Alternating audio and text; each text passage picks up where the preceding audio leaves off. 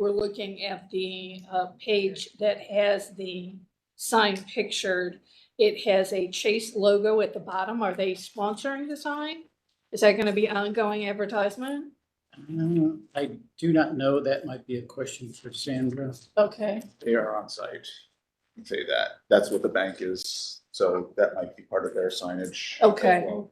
Yeah. oh, they're on They- site? Yeah, there was a sign, they had a sign on the building itself at one time, a box sign. We took that down, thinking that, I'm not sure what the relationship is with Karamu, whether they have agreed instead of having that sign taken down to have it on the actual sign that we're talking about today.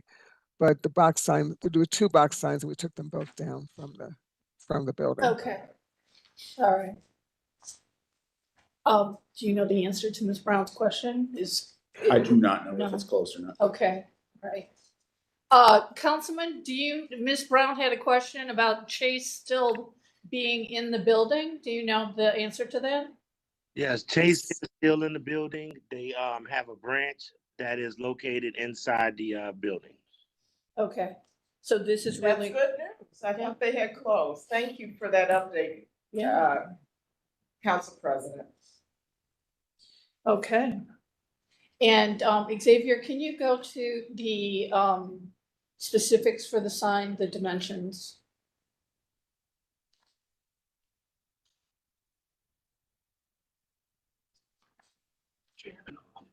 All right. So we have an overall height of 22.7 and a width of 6 foot. 8'2" is the foundation itself.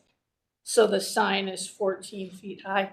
Do you know what the square footage of the actual sign is? Well, I know it's 3-sided. I have that information for you, but we were granted a variance for that sign for the size. So Okay. yes, it's 3 panels of 6 feet by 14'4". So I Okay, can do the math real quick.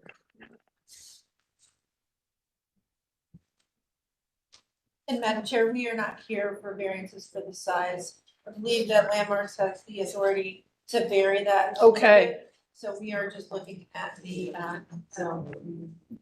whether or not this Okay. electronic changeable should be located in the residence district. okay. I was just curious as to the size, so, okay, I'd like to also add that Yes. the sign is not going to be on 24/7. It said 7 or 7:30 to 11 at night, so it's not going to be on all the time. okay. So, hours of the operation, did the rest of the board hear that comment? Why don't you just repeat it? Yeah, so, it's gonna be operating 7 or 7:30 AM to 11 PM at night. Okay, anything else you'd like to share with us? I think that's Well, I have one more question. This is wonderful to highlight the Karamu expansion and renovations. One of the things that we have oversight of, as they read in the legal standards, is what the billboard will communicate. And my question is, beyond Karamu productions, classes, and other things, will it also promote community activity?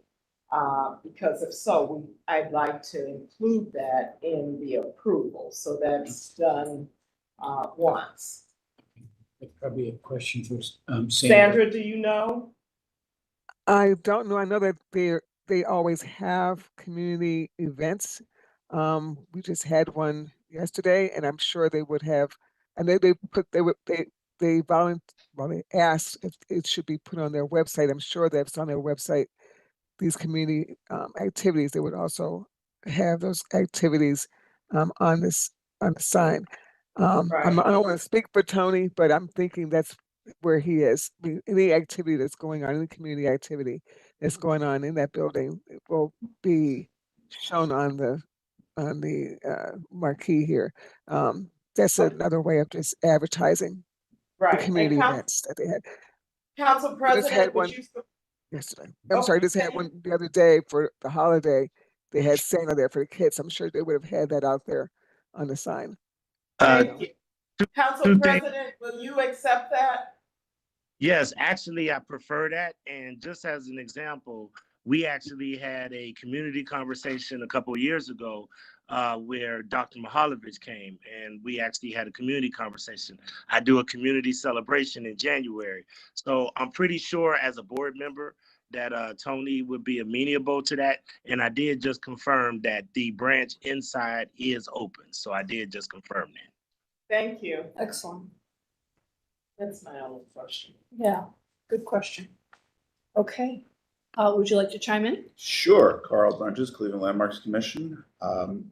Under the 350.16 grants the Cleveland Landmarks Commission the ability to vary section 350 to be more or less strict. The commission granted that variance for the size of the sign with a certificate of appropriateness 23-104 on October 26, 2023 as an appropriate use for theater, that the larger size would be appropriate in this matter, that it did not block sight lines from where it was, and then the fact that it was only on for certain types of the day and from the distance of where the houses in that residential district where it would not have a significant impact. So it was deemed as appropriate. Thank you. Thank you, appreciate it. Did you want to share anything else, Mr. Griffin? The only thing that I would share is that I just talked to the, I call her the Tony second in charge, and she said, of course, they would be willing to advertise community events and other things. And I really think that this is just a good opportunity for Karamu to connect with that community. I also know that we have a very exciting project in the East 89th Street Rising, the historical churches in the area. So this really, I believe, will add, in addition to the patio that Karamu is building, a little bit of another anchor corner in the Fairfax community. So I urge everybody to support this. Thank you. Yeah, I think it's a pretty exciting project. City planning, anything else to add? Yeah, I heard Kim Scott. Oh, yes, Kim. Kim, would you like to comment? Yes, thank you.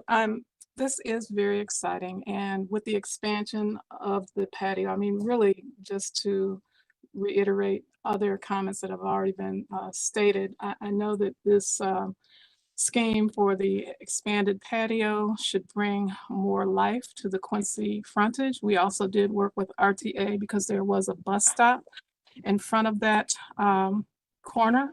And we thought that it would be best if the bus stop were moved, so it did move west.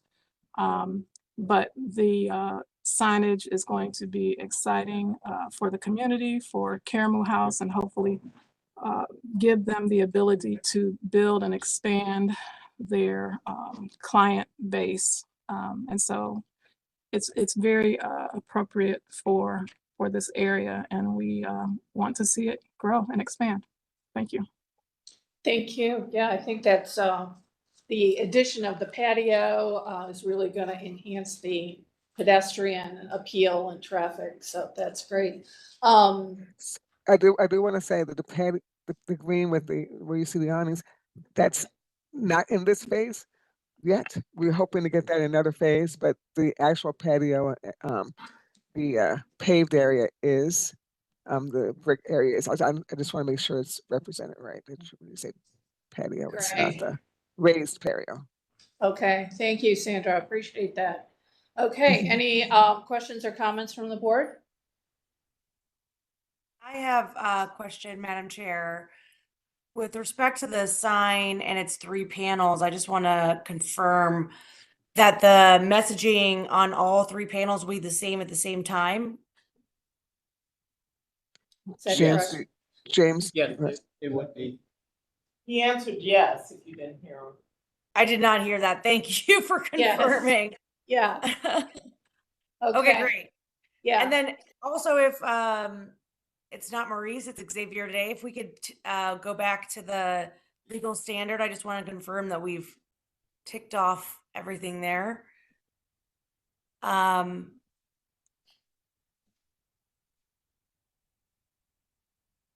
Oh, the one other question I had was the timing. I don't think we've heard testimony as to the timing of the messages, how long they will be illuminated. From 7 a.m. to 11 p.m. And then each display will be fixed for, That's one. I think it'll meet that minimum 20 Right. seconds. Seconds. They'll meet Okay. the minimum. thank you. Okay, great. If that's all, I'll entertain a motion.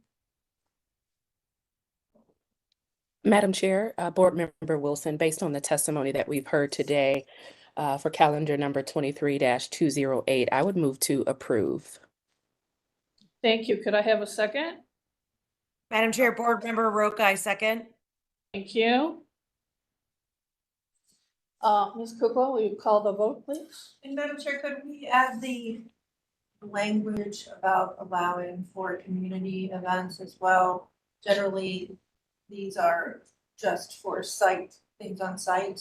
So, sounds like we want to add that language into it. Yes, please. Yes.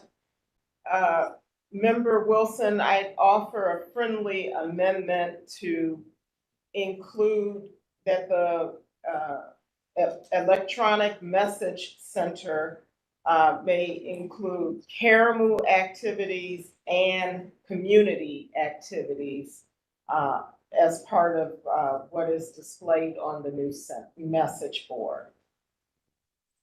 Great. And you got the hours. Yes. Okay. Anything else? Okay, Sounds great, thank you. great. Ms. Holzer, Thank you for that. Yes. Ms. Wilson, Yes. Ms. Brown, Yes. Ms. Roca, Yes. Ms. Bates. Yes. Calendar number 23-208 is granted. It'll be ratified next time we meet, which is January 8th. And we will send you a letter. Please feel free to contact our office Wednesday of that week. Thank you. Great, thank you. Thank you. Good to Thank meet you, Board. Too. See you next year. Yes, exactly. You're right. Thank you. Okay. All right. So we move now to calendar number 23-166. All right, next case is calendar number 23-166. This is at 3617 East 103rd Street. Mario Hosea, owner, proposes to change use of a single-family residence to a residential care facility for up to 5 people in an A1 one-family residential district. The owner appeals for relief from the strict application of the Cleveland Codified Ordinances as stated in the agenda and the public record, of which there is one. This case was postponed from October 16th, 2023, at the request of the councilman to allow time for a further review. Testimony was taken and the board wanted to see an operations plan and input from the community. And with that, I will hand it over to Ms. Wilson for the oath. Thank you, Ms. Holzer. I will go ahead and swear in everyone who is present in this case. If you are online, please use the raise hand feature so that I can identify you as a speaker. And do you swear or affirm that the testimony you are about to give is the whole truth and nothing but the truth? Please raise your hand, reply with I do, your name and your address. I do. Blaine Griffin, 11810 Larchmere Boulevard, Cleveland, Ohio, 4412. Thank you, Councilman. Is there anyone else who wishes to speak in this matter? Do we have an appellant online? Do we have an appellant in the room? Mario Hosea? Or someone acting on his behalf? Do we have an appellant? Please press *6 if you're on the call. It's on the phone.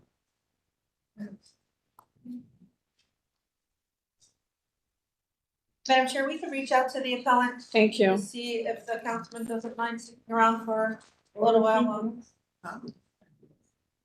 Before we I actually dismiss. do have to go into another meeting. I just want to just go on the record if I could as opposing, even if he does come back on. There's been not any follow-up and I just want to go on record on as opposing. I do have to go to another meeting. My apologies. Okay, So you had no communication with him then, which was the reason for postponement? Right. And I usually always try to get community input, and neither has happened. Okay, great. All right. Thank you. Thank you. Thank you, Council President. Good to see Thank you. you. Have happy holidays. Likewise to you all. Keep up the good work, everybody. Thank you so much. Okay.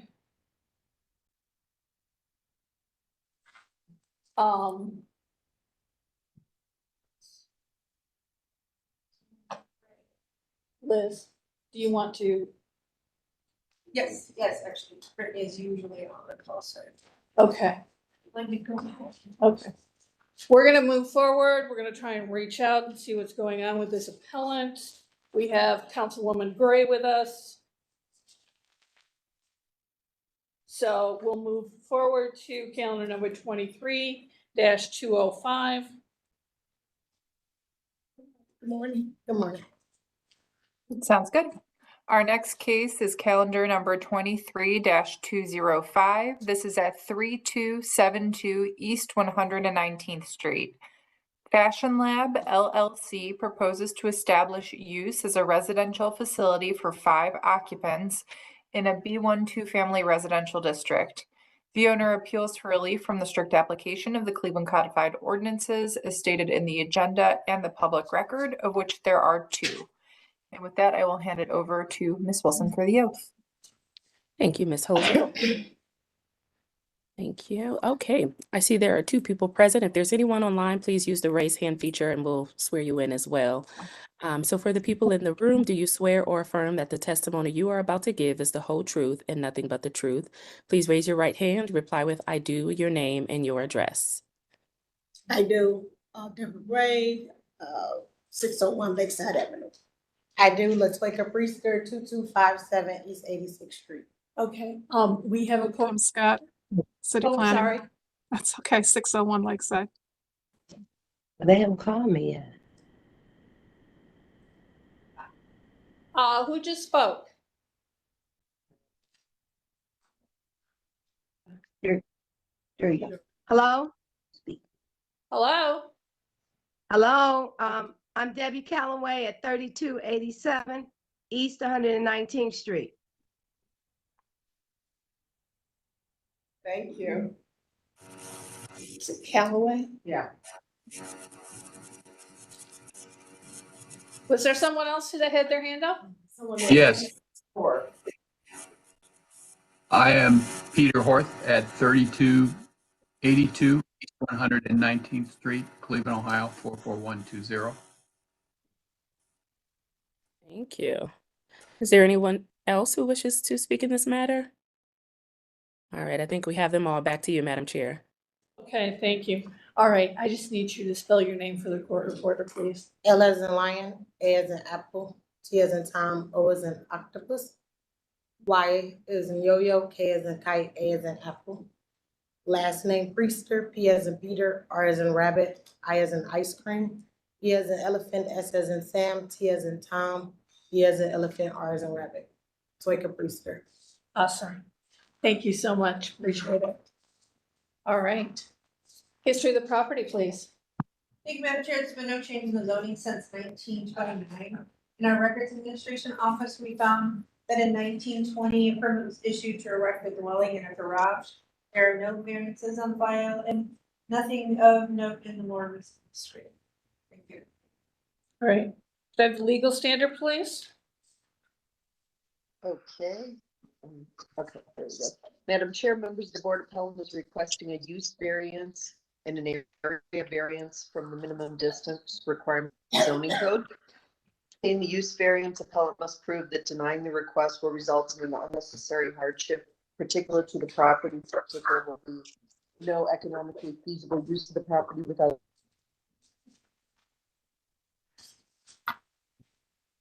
Mary, we're losing you.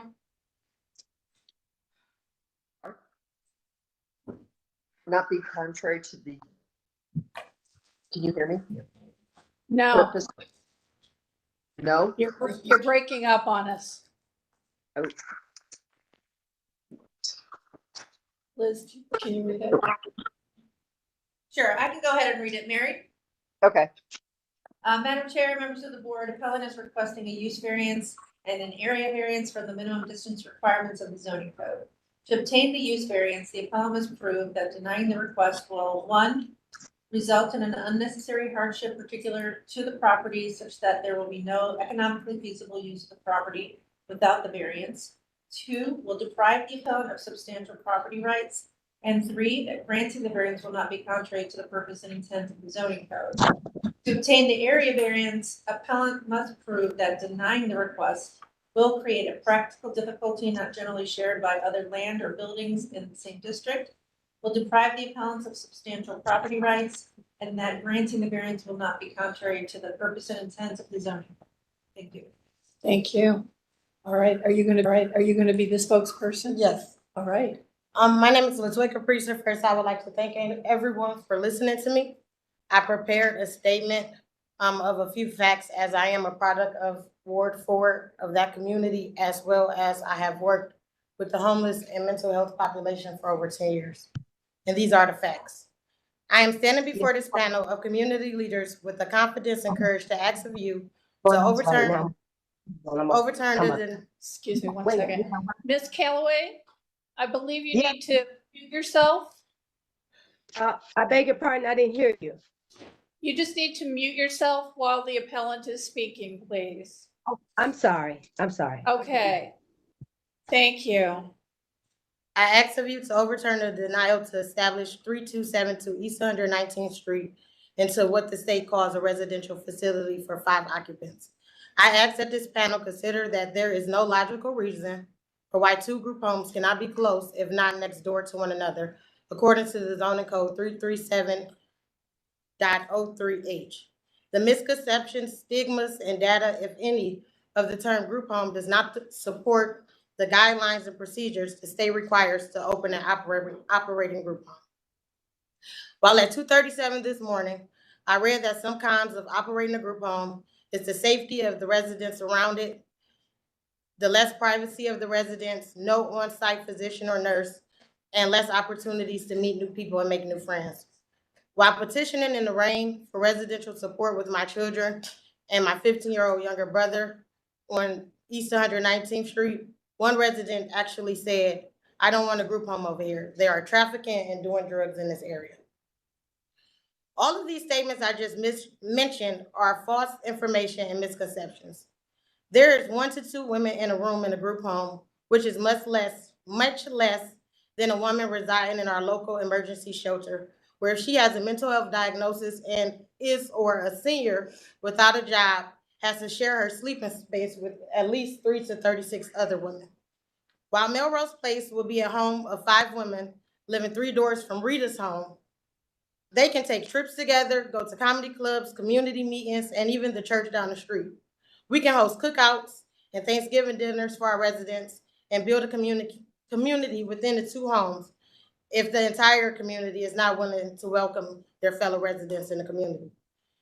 In response to the residents in the community, if there's trafficking that has been found in any home that is state licensed to be operated as a group home, I don't blame that it's the group home or group homes being close to one another. I blame that there is not enough surveyors surveying on a consistent basis to check to ensure the safety of these individuals. While there are 10 different styles of residential housing, a lot of group homes, and a Ward 4 that is saturated with them, I want to highlight the unique attributes of Melrose Place.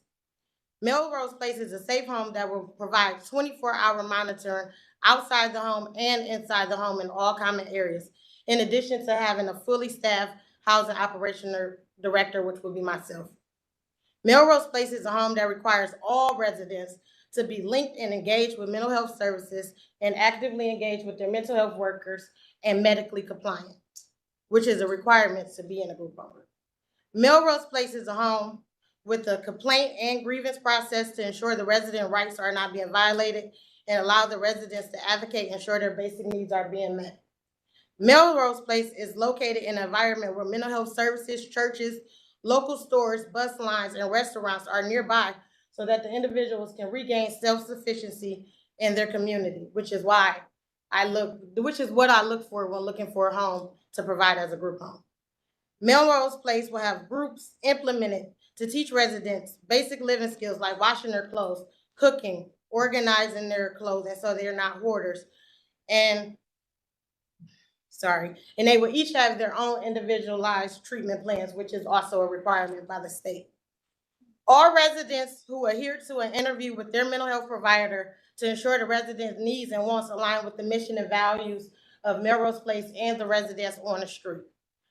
Did you know there are 24,000 people homeless in our city and at least 250 of them are unsheltered? I read that it is against the law to deny someone housing because of their disability. Denying Melrose Place is not just denying one person housing, but up to 5 individuals the human right to a safe home. In August, when I worked at Norma Hurd, we were over capacity. We did not have enough mats or beds and even ran out of food to serve the women. My navigators had caseloads of over 60, and emergency shelters are designed to be brief, rare, and non-recurring. While some like to believe that there is one type of homeless person that's crazy and addicted to drugs, Norma Hurd alone serves many different women from the ages of 18 to 72 with various different backgrounds, sexualities, religion, race, and most of them being Black, just like myself.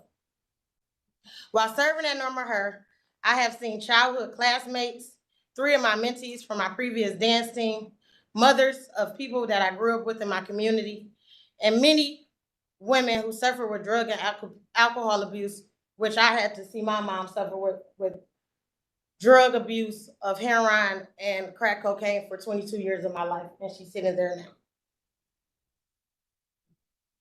Sorry, I lost where I was. Take your time. While some I'm sorry, I'm shaking. Women who have lost hope, who feel and treated like they are unimportant, are crying out verbally and non-verbally to be empowered, loved, heard, seen, and treated with compassion and care. And as a woman, I believe that is our human nature to want those things. I would like everyone in this room to ask themselves, would I want to spend any part of my life living in a tent, under a bridge, back and forth in emergency rooms, or even worse, in an emergency shelter for one day, a month, a year, or even 12 plus years, like one of my previous guests in shelter? I imagine everyone in this room and on that call said no. While during COVID, I landed into HMIS, where I had to seek Eden's. While during COVID, I landed in HMIS, where I had to seek Eden's Rapid Rehousing Program for me and my children. I was able to experience the very thing my guests often complained about: no responses, no leads, no outreaches, and no intentional care. I work harder than my housing locator to find me and my children housing. And I am grateful to still have family who love and support me, so I did not have to spend that one night in that emergency shelter. I'm going to close with a few additional facts. Eden currently has a wait list of over a year to provide individuals with housing vouchers, meaning people are forced to live in shelter for at least a year to qualify for rapid rehousing, meaning shelter is not brief. For decades, states all over the world have been operating off of the housing first model that has proven to cause continuous recidivism rates because county forces case managers to assist individuals with entering lease contract agreements with landlords, knowing that the individual may not have stable housing, may suffer with drug and alcohol abuse and need treatment first, and many other things. I often used to see women get dropped off by hospitals in their taxis and off of buses and out of police cars, even with colostomy bags on them, and still in their gowns, and barely can walk, and smelling like soy, urine, and even sometimes feces. Those women don't need traditional housing. They need supportive care with people in the home that is going to ensure that they're being taken care of properly. Case managers motivate and empower dual-diagnosed individuals to treatment, and upon completion of those 6 months programs and being stabilized, these facilities aren't sending them to housing. They're sending them back to the treatment, back to the shelter where they relapse and have to start all over again. Not to mention, once you are in a treatment facility, your homeless days no longer are added to be chronically homeless, so you have to start back over on that waiting list to qualify for permanent supportive housing with Eden. We have built permanent supportive housing in almost every ward of our city, stacked with severely mentally ill individuals who do not have to be medically compliant. They're supposed to have on-site mental health services that they are supposed to have on-site mental health services, and they don't right now. Frontline services are not in these buildings and are not caring for these severely mentally ill clients who do not have to be medicated. While me and Rita's place may be 1,000 feet apart, so is every permanent supportive housing to a liquor store in my community. Sorry, I'm almost done, I'm sorry. Those individuals in those Eden permanent supportive housing buildings in our community are the ones that sitting at our bus stops, walking up and down the street looking for drugs and sex, asking for money, paying the dope man, and asking me for a few dollars when I go into the hair store. Those individuals that are significantly drunk or high or screaming at the voices in their head at our local stores and at Dunkin' Donuts by Cleveland Clinic are not the ones in our group homes. Those are the ones that's been kicked out of shelter because they don't meet the ADL requirements or because they were severely mentally ill, unmedicated, and people didn't adhere to noticing that they were no longer at baseline and needed probate. And even so, when we did probate them, hospitals send them right back right after evaluation, where they come back and harm someone else or themselves. With the ability to collect 135 signatures in only 4.5 hours, while 40 of those signatures was from the street I grew up on, I was unfortunately only able to collect 9 from the street where Melrose Place would be located, with 1 no. And walking onto a local Kyrie's restaurant where there was a toy drive, me and my family was able to get the entire line of families with their young children in that rain and cold yesterday to sign that proposal. It's no coincidence that I went to Mount Pleasant or Richmond Care Daycare when I was a young child, and my family managed that daycare facility. It's no coincidence that I went to Sunbeam Elementary School with children who have physical disabilities and mental disabilities, and then I have a younger brother with a physical disability and a godson who has autism. There's no coincidence that my father was a single father who raised me because my mother was a drug addict, and he was a coach for our Cleveland Metropolitan School District for many years, and I spent many summers doing programming with him, after school programs to build the flowers and beautify our schools, and as he coached all those young children in all these different communities. There's no coincidence I have 8 different mothers come from my teachers, my mentors in college, my aunties who stepped in to help my father take care of me. There's no coincidence that I led Norma Hurd and my housing team to housing 144 women in just 1 year in 2019. There's no coincidence that me and my team at Norma Hurd was able to reduce police interactions and EMS interactions and crisis on site by providing intentional trauma-informed care and de-escalation tactics. There's no coincidence I was kicked out of Success Tech Academy because I was a fighter when I was younger and sent to Nordonia High School, where I got to see that suburban schools offer services like living on your own and learning how to operate credit. And the difference is that I didn't have while I was going to Cleveland Public Schools. There's no coincidence that I was the young teen who got pregnant. There's no coincidence that I got pregnant my senior year of college and still fought through and graduated with a bachelor's in science of human development and family studies and a minor in nonprofit management. There's no coincidence that in 2015, me and my partner started Reality Check Youth Dance Team, where we have served over 100 girls, where many of our girls have went off to HBCUs and became leaders in their schools and are thriving. I have dedicated my last 10 years giving my best work for many of our agencies, from Carrington, Applewood, the Centers for Families and Children, the YWCA, Freedom Schools, and many other organizations. But unfortunately, it seems that the ongoing pattern is the harder you work for the people that you serve, the more likely you are to lose your job. These last 5 months, I have endured so much trauma from working for the YWCA, and I was deemed terminated by unjust cause by the Office of Unemployment. Not to mention now, My kids and I can't even get food stamps because we're $20 over income. Where I was making $85,000 a year to now only getting $700 a week. All this to say, I utilize my pain as fuel to be the light of hope, joy, and peace to everyone around me. Melrose Place is only the beginning of many resources I plan to provide to my community. And it won't be the last. I'm just asking that you all consider what I have just said. Take a look at 22nd Street. Take a look at our shelters that we only survey once a year. These women are crying out for help. Our community needs the help, and I'm here to serve it. Thank you for letting me speak. Thank you. I also have, I think, about 10 recommendation letters of support from members of the community, Cleveland Clinic, Sue Ellen Sanders, who worked for Frontline Services, my previous coworker, my very last supervisor, staff that I have had the honor to serve, as well as peers that I have had the honor to build policies and procedures with at Norman Hurd Women's Center. I hope that you read them and take them into consideration as well. Does Ms. Kukla have copies of those? I think we've got them, and I do have one Thank from the you. neighbor. Great. Now, do you want to wait till?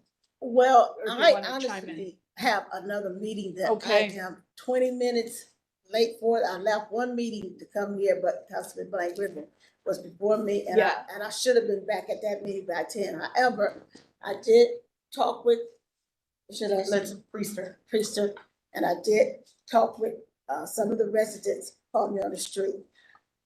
I need to really get back in that meeting, and I understand her, but I talked with her and I told her I will hold this because of the signatures that she really needed was from 119th Street.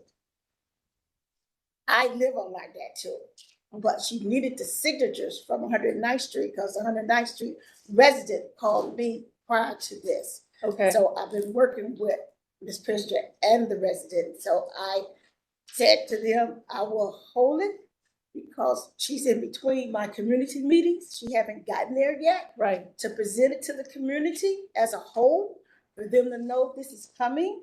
I need to get with her to walk down 119th Street. I will walk with her to talk with the residents, homeowners on that street, because they're concerned that it's too many on 119th Street. When's your next community meeting? It's December 21st. This Thursday, December 21st. Okay. But that meeting is not for any issues and concerns. Right. For this is a holiday dinner. Yeah. End of the year. Right. So are we looking at January should then? be looking at January in the sense of a small community meeting for those residents, because I wasn't planning to have one in January at all. My next one will be in February, but I don't want to delay. Whatever next date come up, I need to get with her and the residents on that street so we can have a meeting, because she haven't gotten to all the residents on 119th Street. She hasn't been presented in my community meeting with this, and I know that's going to be a pushback for the community as a whole. Do you know your February date at this point? It's at this point it might be like I normally have on the last Thursday of the month. Okay, so whatever that would be in February. All right. So, we already had a conversation. So Okay. you understand. But the residents online, they do want to speak up. I don't want Yes. to deny them their voice, who called me in the office. They had concerns about this. We just need to get together and have a more open, broader conversation about what she wants to Right. bring on that street Okay. versus they have. a We right to respect speak. your time constraints, Councilwoman, Thank so I you for understand coming. that you need to Okay. get back to your meeting. All right. So thank you for your input at this point. We'll go ahead and hear the Okay. rest of the testimony. Appreciate you. So, thank you. All right.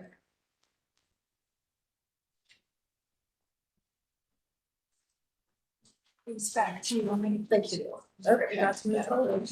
All right, so I'm gonna ask you if you'll give us specifics. So you're asking for 5 occupants, Yes, ma'am. okay? That's it. And I'm assuming, given your statement that you read to us, you're gonna have women Yes, ma'am. only, Ages 40 and over. 40 and over, Correct. okay? That has a mental health diagnosis and actively engaged in mental health services and medically confined. Okay, so mental health diagnosis, in treatment, Not in treatment, Or not medically in- compliant. medically compliant.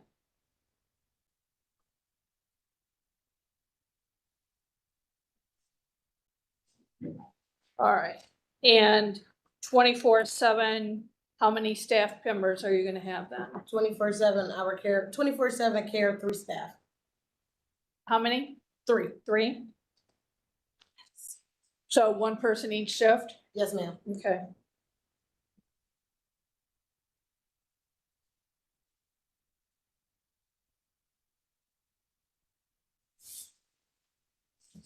All right. Did you want to make a statement at this time? Not at this time. Okay, all right. We'll go to, Debbie Calloway. yeah, I'm not seeing, Debbie, are you still online with us?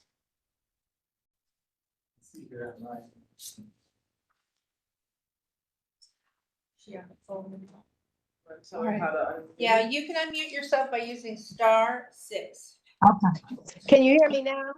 Yes, yes. Go ahead and give your statement, please. Listen, I've lived on this street all my life. I own 2 properties on this street, and I don't want to deny anybody anything, but one group home that close together, I'm against it. I'm totally against it, and I'm not going to change. It's less than the 1,000 feet. I'm totally against it. Well, you know, Okay. you become concerned about the mental state. I know they're under treatment. I know they're on medication, but I still think there's a concern there, and they're too close together. All right, thank you, Ms. Calloway. Mr. Sure. Hort? Yeah, so she had mentioned that there'd be group building with the Melrose Place with Rita's house, and I just wondered if you could explain what type of plans were made to help enhance the relationship between those 2 houses so they're not in conflict with one another. And also, I was wondering if the 24/7 care is all on site or if it's just within a phone call away or something like that. And then, well, anyway, those are my concerns. You mean is the staffing on site, Exactly. Mhm. as opposed to them being unstaffed overnight? Yeah, a lot of group homes, the people will just live there overnight or all during the day, but the persons will come, make sure they take their medications and so forth. And that's. Okay. Right, okay. You want to respond to his 2 questions? So to answer your question to the first one, there is 24-hour monitoring with camera systems as well as, again, myself working on site and my partners. In addition to that, during the day, again, I will be providing services where they are learning basic skills that they need to know so that they can become self-sufficient if they choose to go to live on their own. In regards to the Miss Rita's house, I just was informed to reach out to the residents on Thursday. So when I had the opportunity to go yesterday due to my dance team having our annual fundraiser this weekend, the owner was not available. So I left my flyer and my resume and asked for her to give me a call. And I do plan to go back this week to try to build a network with her so that we can collaborate and provide services with both houses together. I believe I answered both of your questions. Does that answer your questions, Mr. Hort? Yeah, most definitely. So there will be camera monitoring, but there won't actually be a person on site 24/7. Yes, there will be staff on site. Even though we are providing food, we are also making sure that we serve dinner. So we'll be there to service dinner as well as during the afternoon to run groups. No one will be there at night. Once we are stabilized and we know our culture and we know our house residents, that's when we'll give them more leeway of not having staff physically there. But initially, the goal is to build that culture and ensure that they're following the rules that are set in place for the group home. And they also have an agreement that they signed that if they are in violation of the rules and a disturbance to the community, that they would have their case managers find them alternative place to stay. That's very helpful. Consider having an open house for well, I guess this is more to Deborah Gray's point about having more conversation with the community. Can I just ask what the subsidy is from the government for one person at a group home per month? $1,600 is the base for someone with severe mental health illness. Mhm. Those are the ones who are mentally stable and able to care for themselves. With Okay. support. All right, any other statements from neighbors? All right, great. We'll go to city planning. Sure. First of all, thank you very much for your testimony. It was very compelling. Thank you. I firsthand have experience with homelessness. I actually have a daughter that's going through it right now. So, know her, frontline, everybody. I guess what I would wonder is how your residents are referred to you. And because this place, your place is so close to the existing place, I'd be interested to learn the outcome of those conversations, as well as observe any community interaction that you have with the community. So I'm thinking before the councilwoman's next community meeting, which she already said it's in until February. So hopefully I might be able to coordinate something, and I would recommend that, and I don't even know if it's Burtonville Park, or CDC for this area right now, or if it's Union Miles. The organization, I just don't know, but I can go 190. So it's probably Burtonville Park. Have you had any contact with them?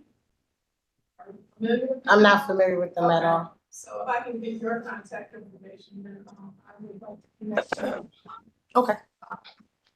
But as it stands, without that community engagement piece, I think city planning would not support this until we see how that process goes.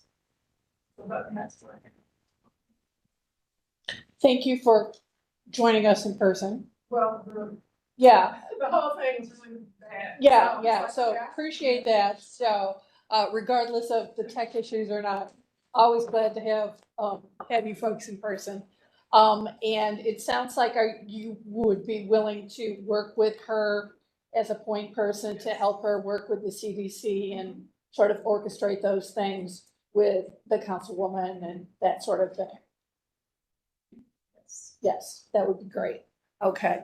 Let me see if the board has any other questions or comments. Yes. What's the cross street? I can't read it. It's like Luke Avenue. Okay, Is it something? Between Luke and Kinston. thank you. Okay. Okay. Great. So to my board members online, do you have any questions or comments at this point? I do, Madam Chair. It sounds like the appellant has experience within the industry. I just wanted to hear a little bit more about her experience managing a group home, whether or not this is the first group home she's managing. This will be the first group home that I managed. However, I served at Norma Her Women's Center for almost 6 years. When I originally started, I was a housing navigator. I housed 36 women by myself, stepping outside of the box. And within 6 months, I was promoted to the housing locator supervisor, where again, my team has passed the county audit in 2019. And we housed over 411 women within that 1 year, which was way more than Frontline did when they were in operation. And they have not done that at all since I have not been in leadership. In addition to that, I became the mental health supervisor, then the shelter manager, and then assistant shelter director, where again, I wasn't just managing those 170 women that may stay there at any given night, if not more. I also was in charge of managing the housing department, which had 8 staff, the mental health crisis intervention team department, who had 8 staff, in addition to the advocates, which usually are supposed to be 21 staff, but we were never fully staffed, and our turnover rate was very high. So I like to say that I did an excellent job when I was in the environment, and the women respecting me. I remember this past summer, we had a meeting with the, I want to say it's called the CFO building next door, and the credit union, because our women likes to hang outside in the summer and drink and kick it with the men from 2100. They were complaining, as well as the school across the street where my children go. They were complaining about our guests in shelter, and within a week, I was able to remove those. And that councilwoman, that ward, and that police chief asked me how was I able to do it so quickly. And it's only because of my relationship with the women in that community that I serve. They trust me, they trust my judgment, and they don't mind doing what I ask because they know that I'll do anything for them. Does that answer your question, Ms. Holzer? It does. Thank you. Great. Anything else? All right, at the request, I went ahead and heard testimony today because we're probably going to be rather crunched after the holidays. So, but at the request of the councilwoman, she asked for a postponement so that she can meet with the appellant. Ms. Scott has agreed to be point person to work with her. So can we have a date? Are we thinking the end of February then, or? I think that's probably realistic, even if there's a meeting, even if Ms. Gray has a meeting a little earlier than her regular scheduled one. So the 26th, Yeah. that would be the 26th then, 26th of February. All right, so we're gonna postpone to February 26th. And what I'd like you to do is put together, a concise operations plan. Okay, And I have maybe one. a resume, and if you're working with the police commander for that district, it might be beneficial to have a statement from him. Okay. If you can, all right? And you'll connect with Ms. Scott. Thank you. All right? Thank you. All right. Thank you very much. Thank you to the neighbors who have joined us today. We appreciate your input. All right. Hello? Hello? Yes, Ms. Calloway? Will we get a notice about that rescheduled meeting? Yes, you will. Okay, thank you. Uh-huh. Okay. Thank you so much. Really appreciate it.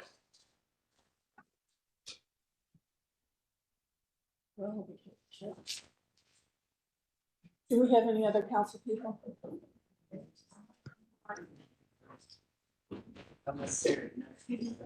All right. Okay, Ms. Holzer, we're gonna loop back to calendar number 23-206. Sounds good.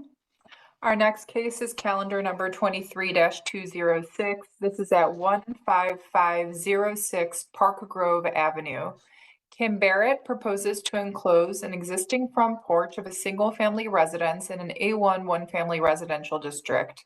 The owner appeals for relief from the strict application of the Cleveland Codified Ordinances as stated in the agenda and the public record, of which there is one. With that, I will hand it over to Ms. Wilson for the oath. Thank you, Ms. Holzer. I will go ahead and swear in all who are present for this case. Do you swear or affirm that the testimony you are about to give is the whole truth and nothing but the truth? Starting with the person in the room, please raise your hand, reply with "I do," your name and your address. I do. My name is Jim Dunphy with Patio Enclosures. Address is 1943 Midway Drive, Twinsburg, Ohio, 44087. Okay, can I just have you spell your last name, please? Sure, it's D as in David, U, N as in Nancy, P as in Paul, H, Y. Perfect, thank you. Is there anyone else in the room who wishes to speak for this matter? No, there's none. Okay, anyone online? It appears not. I think we have everyone. Back to you, Madam Chair. Great, thanks so much. Mr. Dunphy, do you have a letter from the homeowner authorizing you to speak on her behalf? Well, she has filled out. Yes, we have one. We have one. Yeah, Okay. no, thank you for All right. answering. All right. That's just a point of business. We have to make sure we have It's a covered. legitimate question, so Yep. thank you for asking. All right. I've been in communication with her this morning Okay. by text. All right. She knows I'm present at this meeting. so Okay, great. Thank you. All right, and thank you for your patience as we've worked Oh, through the of course. previous cases. Of course. So do you want to tell us what you'd like to do and why? Yes, of course. So in June, Oh, Sorry to interrupt, would you like the history? yes, yes. yes, please. Sorry about that. Yeah. There's been no changes to zoning since 1929, and we found that this property and this building was erected in 1921 along with a garage. No variances on file and nothing of note in more recent. All right. All right, and we have legal standard. Mary, do you want to try doing legal standard? See if you can, Yeah, I will try. Madam Chair, members of the board, can you hear me? yes. Helen is requesting an area variance from the front yard setback requirements of the zoning code. To obtain the area variance, appellant must prove that denying the request will create a practical difficulty not generally shared by other land or buildings in the same district, will deprive the appellant of substantial property rights, and that granting the variance will not be contrary to the purpose and intent of the zoning code. And this is one of those ones that's limited by section 329.04C in the front yard setback. Yes. Okay.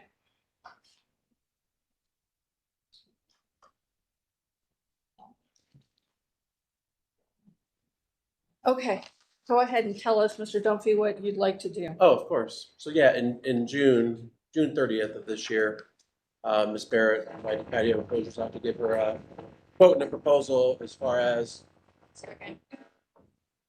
What's that? Construction. Yeah, they've been working on the raceway up here lately. Too big to be a mouse. Yeah.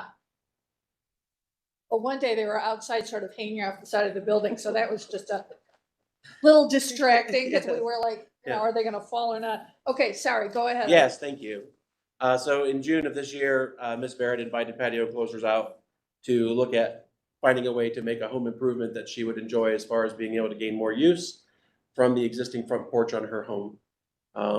Many of you probably don't need to know or be told who Patio Enclosures is. We're a 60-year company now, proud to have been started in Cleveland. Our headquarters are down in Macedonia, providing the enclosure designed for her. You may have the drawings on file. We did do existing reality views for her to understand what this porch enclosure would entail.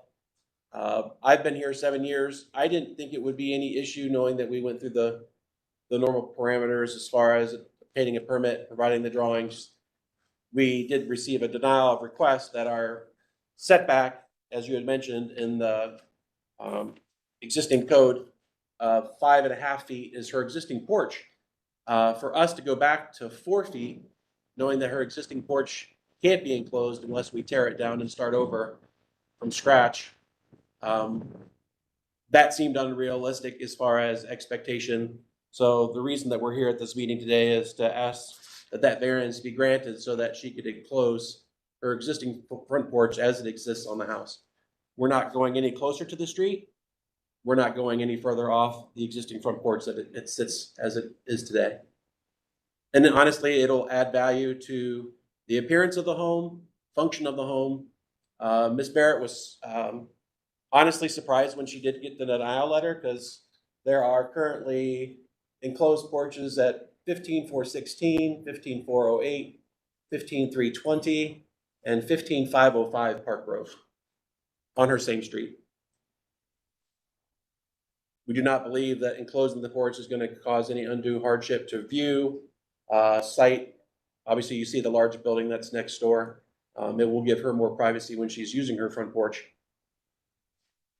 Are those, that's an apartment building next door? Yep.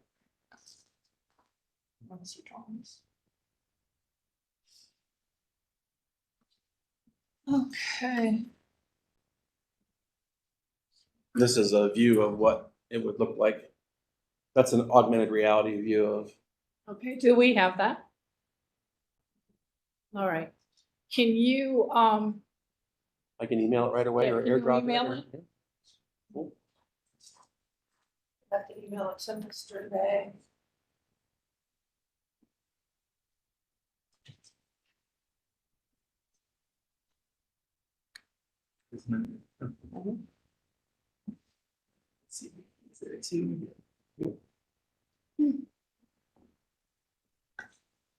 Thank you.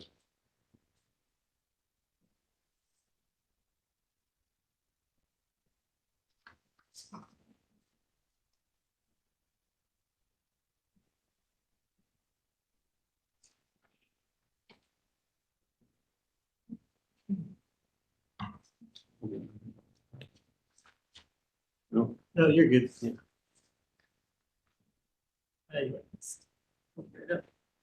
Thank you. Coming through? Yeah. All right, awesome. Thank you. Thank you, Xavier. We have a rendering that's gonna come up in just a second, Board.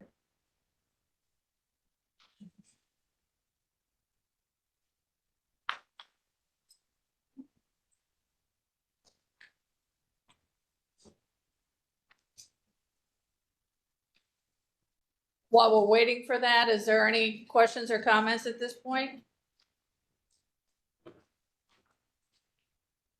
Madam Chair, if I may, I would actually ask Member Cardy, if this council fits the allowance to actually allow variance. I know that this parcel is the same size as the surrounding context, so it might be very limited for the board to actually do the variance for this. Member Cardy is online.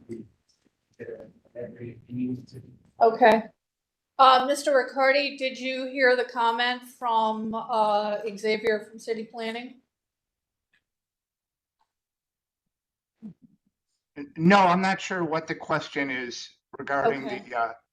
regarding this, regarding the zoning code. Okay. Do you want to restate that, Xavier? Yes, hi, through the chair, hi, Mr. Riccardi, just wanted you to elaborate to the board, if this variance is actually, fits the standard to be given, looks to this site, to this aerial photo, you can see a lot of the context, and it doesn't look like this parcel meets the allowance regulation to actually, for the board to give a variance. So I just wanted you to elaborate if that was true or not. Does that make sense? I have to say that the extent of the review just was how the application does not conform with the zoning code, and not, it does not the review in building and housing does not analyze the applicant's burden of meeting the exception to the variance, just how it does not meet the zoning code. And it, which is stated in the notice of nonconformance and the charges today. That's all. Understood. Madam Chair, I can read the code section that explains the variance powers restricted, if you would like. Right, I want to make sure we have this, I want to make sure that we can do something, Sure. that we can do a variance for that. This is section 329.04, variance powers restricted. This is 329.04C. Encroachment beyond required setback building line. The board shall have no power to authorize as a variance the location of any building or other structure nearer to the street line than a required setback building line, unless the depth or width of the lot on which such building or other structure is to be erected, as recorded on effective date of the zoning code, is sufficiently less than the depth or width of other lots in the same block as to create a hardship not shared by other lots subject to the same setback building line. And as Mr. Bay stated, that does not seem to be the case here. The lots are all pretty much the same depth. Or unless there exists a building extending beyond such required setback building line on the same side of the same block within 150 feet from either side of the lot line in question, of the lot in question. In the latter case, any encroachment, except projecting signs permitted by the board, shall not extend beyond a diagonal line drawn from the near corner of any building extending beyond the required setback building line and located within such distance to a point on the required setback building line, 150 feet from such corner. And Madam Chair, this is all, it's very technical here that I'm not sure if even reading it is going to help. We do have an illustration. There's an illustration that was sent to the applicant. And I'm not sure if city planning has done any sort of estimate as to if there are any other encroachments on the street. If there are any that he experienced when he surveyed the street. No, Did you take the picture? So no, Maureen. Maurice went out, and that was not found to be the case. What was not found? That there was any other, standing through the, setback. Well, I mean, he's showing evidence that there's 6 other houses. You can see one in the picture. It's 4 houses. Shannon, do you want to make a statement here? The house next door, the porch is about the same Right. length So- in the front yard. Shannon, we need to swear you in really quickly. Shannon You Leonard, wanna- Chief City Planner, City Thank you. Planning Do you- Commission. Do you swear or affirm the testimony that you will give is the whole truth and nothing but the truth? I do. Thank you. All right, go Good- ahead. Good morning. I talked to Maurice about this last week. So there is no, so the pictures that you see here, the setback is from the building line, not from the porch line. And so based on this case and the pictures that Maurice took and what he had for me is that that they do not meet the standard for the setback variance for the porch. Once you enclose the porch, it becomes part of the building foundation, and that's where the setback draws forth. And unfortunately, they do not have, you do not have the capability to grant the variance on this case. We've had Okay. other cases like this, and it's unfortunate. I understand why people want to do it, but that's how our zoning code is written. All right, can we offer them a next step of any sort? I can't help them on just, you can't enclose the porch because it becomes part of the building line. Yeah, okay.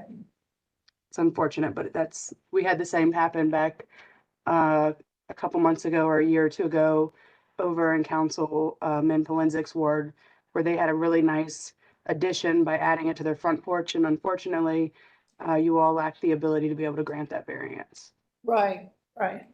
If they have legislation, can it be done, or can they go to common pleas court? What's their next step, please? Well, the city, they could talk to the councilman about adding a map setback. But the likelihood of doing that for just one home, when all the other homes are pretty much in alignment in terms of the foundation of the setback, is not typically highly likely, but I mean, you can try that. And then court of common pleas, I don't think there's anything they can do based on our variance, rules. Okay. But that's up to them. I don't have any control over that. Thank you for that response. Given that there are other houses with this enclosure, I would go to the councilman Right. to at least initiate that discussion. Well, and my question is, how did the existing homeowners on her street that are less than 10 houses away? They may not be legal. Thank you. Yeah. This happens very often. Thank you. So, That would Well- be my explanation that I would provide back to Mrs. Barrett, is that right, they're not in compliance. right. So, Madam Chair, if we wanted to allow time for him to do some research, that's another option. Right. And I'm not sure if the appellant did the measurements that were sent to the owner. We did give him this illustration here. If he does find that one of the enclosed porches is permitted, he could try to do this triangulation Right. that is described in the code. I can give you this copy if you don't. I don't have that copy. You Thank you. do? or Okay. I do not. So The only we'll thing I have supply is that the with le- you. is the letter, yes. Okay, so Thank you. if you want to entertain a postponement, of course, that's up to the Right. board, and that would be at the appellant's request. Okay, is this something you feel like you want to pursue? I think knowing that there's already existing porches on the house, that I would at least try to do that research to find out based on the measurements that we came up with here. Right. And then, the other suggestion was to contact the council person. to Gotcha. See if they could assist. Gotcha. Okay, so, And Madam Chair, just to give the appellant a little more advice, there is, the Records Administration Office directly down the hall. If you wanted to start that research today, you have your addresses. Mhm. It's all public records, so you should be able to ascertain whether or not a permit was issued for those. Yeah.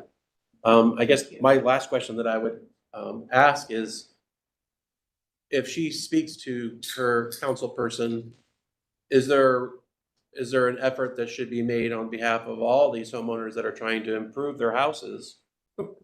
Substantial investments she's trying to make. mhm. And you can call it what it is, red tape, what have you. It makes no sense to me that you don't want your homeowners to improve their homes. And you're stopping us from doing that. So I just wanted that to be on the record that I'll be here for 10 more years. This is not my last customer that I'm gonna have in Cleveland. Right, right. So something should be talked about with respect to making changes so that you can let these homeowners make their homes nicer. So that more people would wanna live on Well, that street. we run into this anytime we have a front yard setback Yep, issue. yep. It's not within our purview. Yeah, and I So- respect and understand that. Yeah. Yes. So, it is, front yard setbacks are always an issue for us. Yes. And I can respect that, appreciate it. So we always like to leave you with the next step when you have to depart from. Yes, us, and I okay? appreciate your time. So, do you want to do a postponement date? Sure. How, should we give it the end of February again? Give them- That's reasonable. Yeah. Yeah. That should give you enough time, I think. Yeah, I will get with Kevin and other members on our staff and Ms. Barrett. Okay. Into February would be great. Sure. 26, is that what we February had? 26th. Yeah. Awesome, thank you. So we'll postpone you to February 26th. Give you time to do that research. Appreciate it. And given the holidays, I would contact the council person at your earliest convenience, probably. And may I ask for that name, please? That's Michael Polensek. Polensek, thank you. Yeah. And I think of note too is the fact that it abuts the apartment building, so, with second floor windows onto the front porch. Appreciate that, thank you. Okay, Thank you. all right, that's all we can do for you today. Yes, thank you so much. All right, thank you. Happy holidays. You as well. Thank you so much. You're welcome. All right, moving on, calendar number 23-207. Finally. Good. How are you? See the best for last. Our next case is calendar number 23-207. This is at 16603 Harvard Avenue. LLB Dynamic LLC proposes to establish use as a mental health center / drug treatment facility for inpatient / outpatient clients in a C1 local retail business district. The owner appeals for relief from the strict application of the Cleveland Codified Ordinances as stated in the agenda and the public record, of which there are 3. With that, I will hand it over to Ms. Wilson for the oath. Thank you, Ms. Hoser. I will go ahead and swear in everyone who's in the room. Do you swear or affirm that the testimony you are about to give is the whole truth and nothing but the truth? Please raise your hand, reply with I do, your name, and your address. I do. Henry Stoudemire Jr., McMullen Realty, 1707 Miles Avenue, Cleveland, Ohio, 44128. Yolita Watson, 16603 Harvard Avenue, Cleveland, Ohio, 44128. Okay, I see there is a hand raised for someone wishing to speak online. We will start first with Stacy. I do. Stace Riley, 16608 Eldemere Avenue. Thank you. And now we'll go to Richard. Good morning, Richard Goudreau, Harvard Community Services Center, 18240 Harvard Avenue. Okay, and just for the record, can I have you spell your last name, Richard? Goud, D as in David, REAU. Perfect, thank you. Is there anyone else online who wishes to speak for this matter? All right, back to you, Madam Chair. Thank you. History of the property, please. Thank you, Madam Chair. This property was originally zoned multifamily. And in 1956, it was changed to the multifamily residential district. The building was constructed as a one-family dwelling in 1949 and converted to a business office in 1983. The board granted an addition in 1983. Sorry, the proposal in this case, sorry, I apologize. And then this, in calendar 88-251, this board granted a variance to convert to 4 additional treatment rooms. There was an expansion on the first floor into a 2-car garage. And then a masonry attached garage. There are no other variances on file and nothing of note in the more recent history. Thank you, Madam Chair. Okay. Thanks for joining us in person. Would you like to do the legal standard?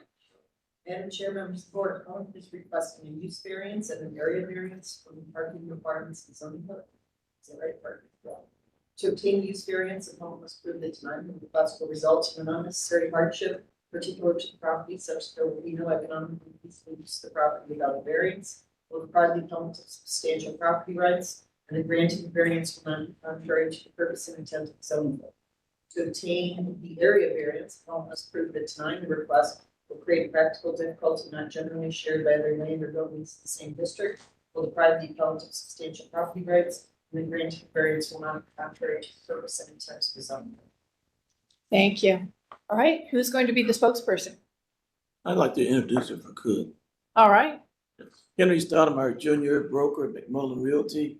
We've been around since 1962. We're pretty much a stakeholder in Lee Harvard area.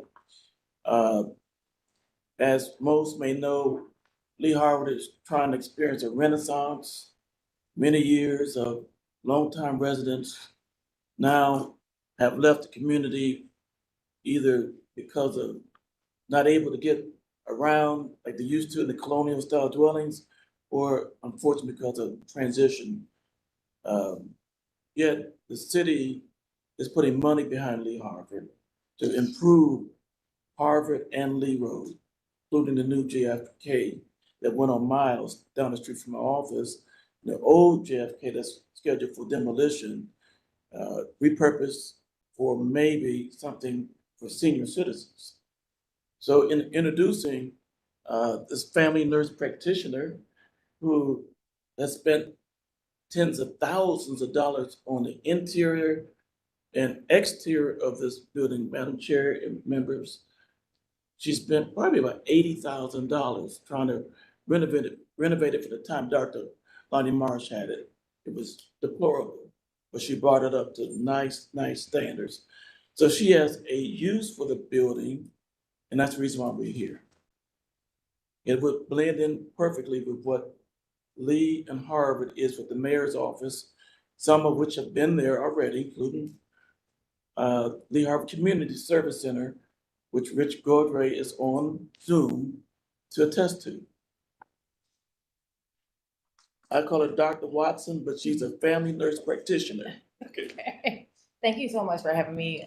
Thank you, Mr. Stoudemire, for that wonderful introduction. Thank you, Mr. Godero, for being here on Zoom. I appreciate you and the support from the Harvard Community Health Center, from the president of the Harvard Community Health Center. I appreciate everyone that has been in support. So I will again introduce myself, Elita Watson, family nurse practitioner.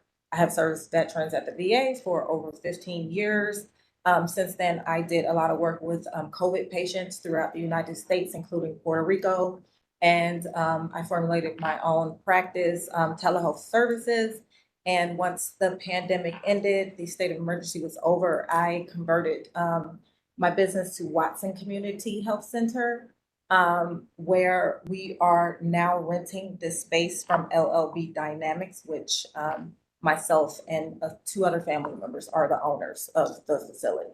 So you're renting this facility, Yes, but you've done the investment in the interior and exterior renovations? yes, so Okay. I own it. Okay, Right, Okay. and so, yes, no grants, no, nothing, we did this all out of pocket with Okay. my own money. So I'm here today because Watson Community Health Center, is renting this space as I just stated. We are a provider type 84 agency. A provider title 84 agency provides case management, to the community. So what we do as a business is we outsource our case managers into the community. They go to schools, they go to high-rise apartment buildings, anywhere where our clients are, our case managers will go. They provide services. Services could be assisting with doctor's appointments, assisting with any type of social service needs. So if a child has ADHD and they're requiring a crisis intervention at the home, our case managers will go directly on site to where that person is and provide direct treatment. We have a staff of 1 clinical counselor, an art therapist, and 3 case managers. So our clients can also get on-site therapy and counseling, also telehealth, or they can get therapy counseling at their place of residence or wherever they are, if it's the school. So that's just a little synopsis of what we do. I do want to make, just be clear on here, the mental health center / drug treatment facility would be in practice at its fullest capability. This drug treatment facility is under a provider type 95. We do not have that license. So we would not be able to provide drug treatment.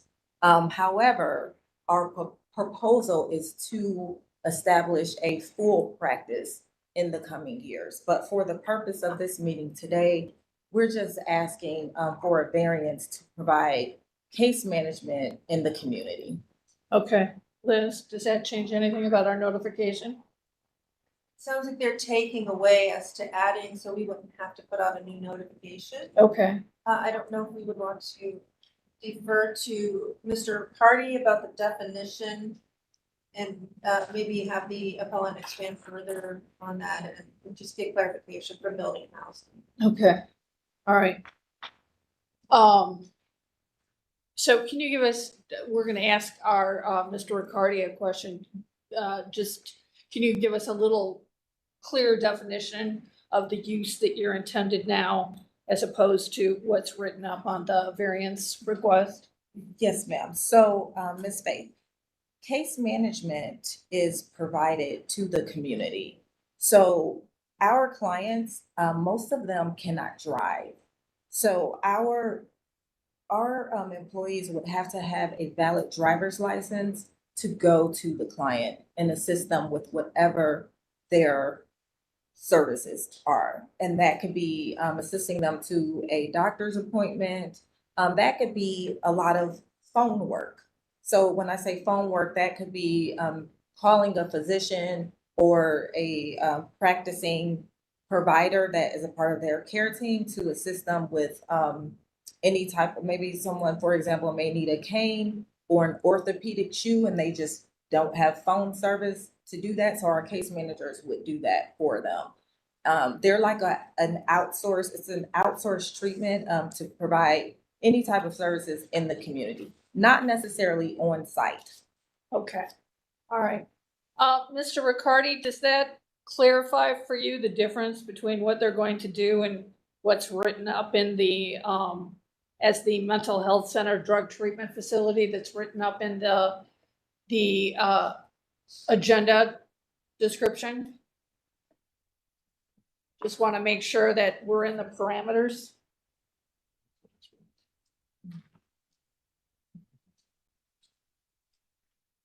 Yes, I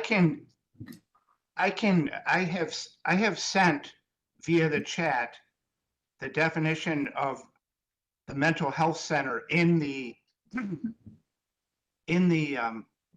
that's in the zoning code to both, to both Xavier and to Secretary Kukla. I can read it here. 325.471 Mental Health Center, an institution providing inpatient or outpatient care or therapy for individuals affected by mental illness, developmental disabilities, alcoholism or substance abuse, and others needing psychological therapy, but which does not serve as a residence for such individuals.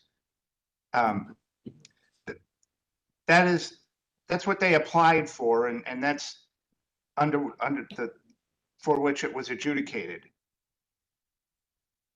Okay, great, thank you. So Madam Chair, just to clarify, there is no separate definition for a drug treatment facility? So that would be the question for Mr. Riccardi. Right. Did you hear Ms. Kukla's question, Mr. Riccardi? Right, that's correct. There is no separate definition Okay, characterized as that. all right. But might I add, if she doesn't have the license for it, she would not be able to carry out that service. Right. Right, may I just intervene? This is our license here. Okay. Okay, we are a behavior health center. However, we are only licensed to provide counseling, therapy, and case management, and Great. that is all. Great. Do we have copies of You can those? have this. All right, we'll give those to Ms. Kukla. All right, so we've got that, I think, resolved.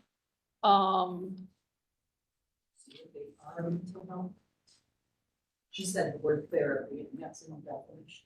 Right. Right, so in accordance with a provider type 94, provider type 84, you can provide a full capacity of mental health service, treatment, drug treatment programs, psychosocial diagnostic with treatment plans with that, but you have to be allowed to do that service. We are only allowed through the state of Ohio, OMAS, to provide case management, crisis intervention, therapy, and counseling. Okay, and this says care or therapy. So- Right. so they are then? Right. I'm sorry, I know it gets a little confusing because it's very broad, but according to the state, we only can provide only what they allow us to. Right, exactly. Okay. So, let's see. So it sounds like they are now and nothing will change. If they got that next license, they would still be. And yeah. Correct, yes. Right. Okay, so, item number 3 is your parking situation. So you're, let's see. So you're required to have 15 and you only have 2 proposed. Yes, go ahead. So she has a long driveway as the county shows on my place. And so with the long driveway and the way the paving is across the front, that would accommodate probably up to 7 to 8 cars. And the history has been with Dr. Lonnie Marsh that they've used the front row of the adjacent Burger King as well as across the street for additional parking if necessary. Okay, is there any agreement at this point, written agreement with the Burger King to do that for the parking that you're gonna be providing? So in the previous years, there has been an agreement. We're a new center. So we wanted to come to the zoning hearing first to propose everything. And then the agreement from Burger King is ongoing. So we would have to we would Right. have to bring So that back. should we approve this? That would be this happens quite frequently with people who are deficient in their parking spaces and have an arrangement. We would need you to submit a letter of agreement. Absolutely. As a condition should we approve this? Absolutely, that, Okay. that should be no problem. All right. So how many parking spaces would that provide?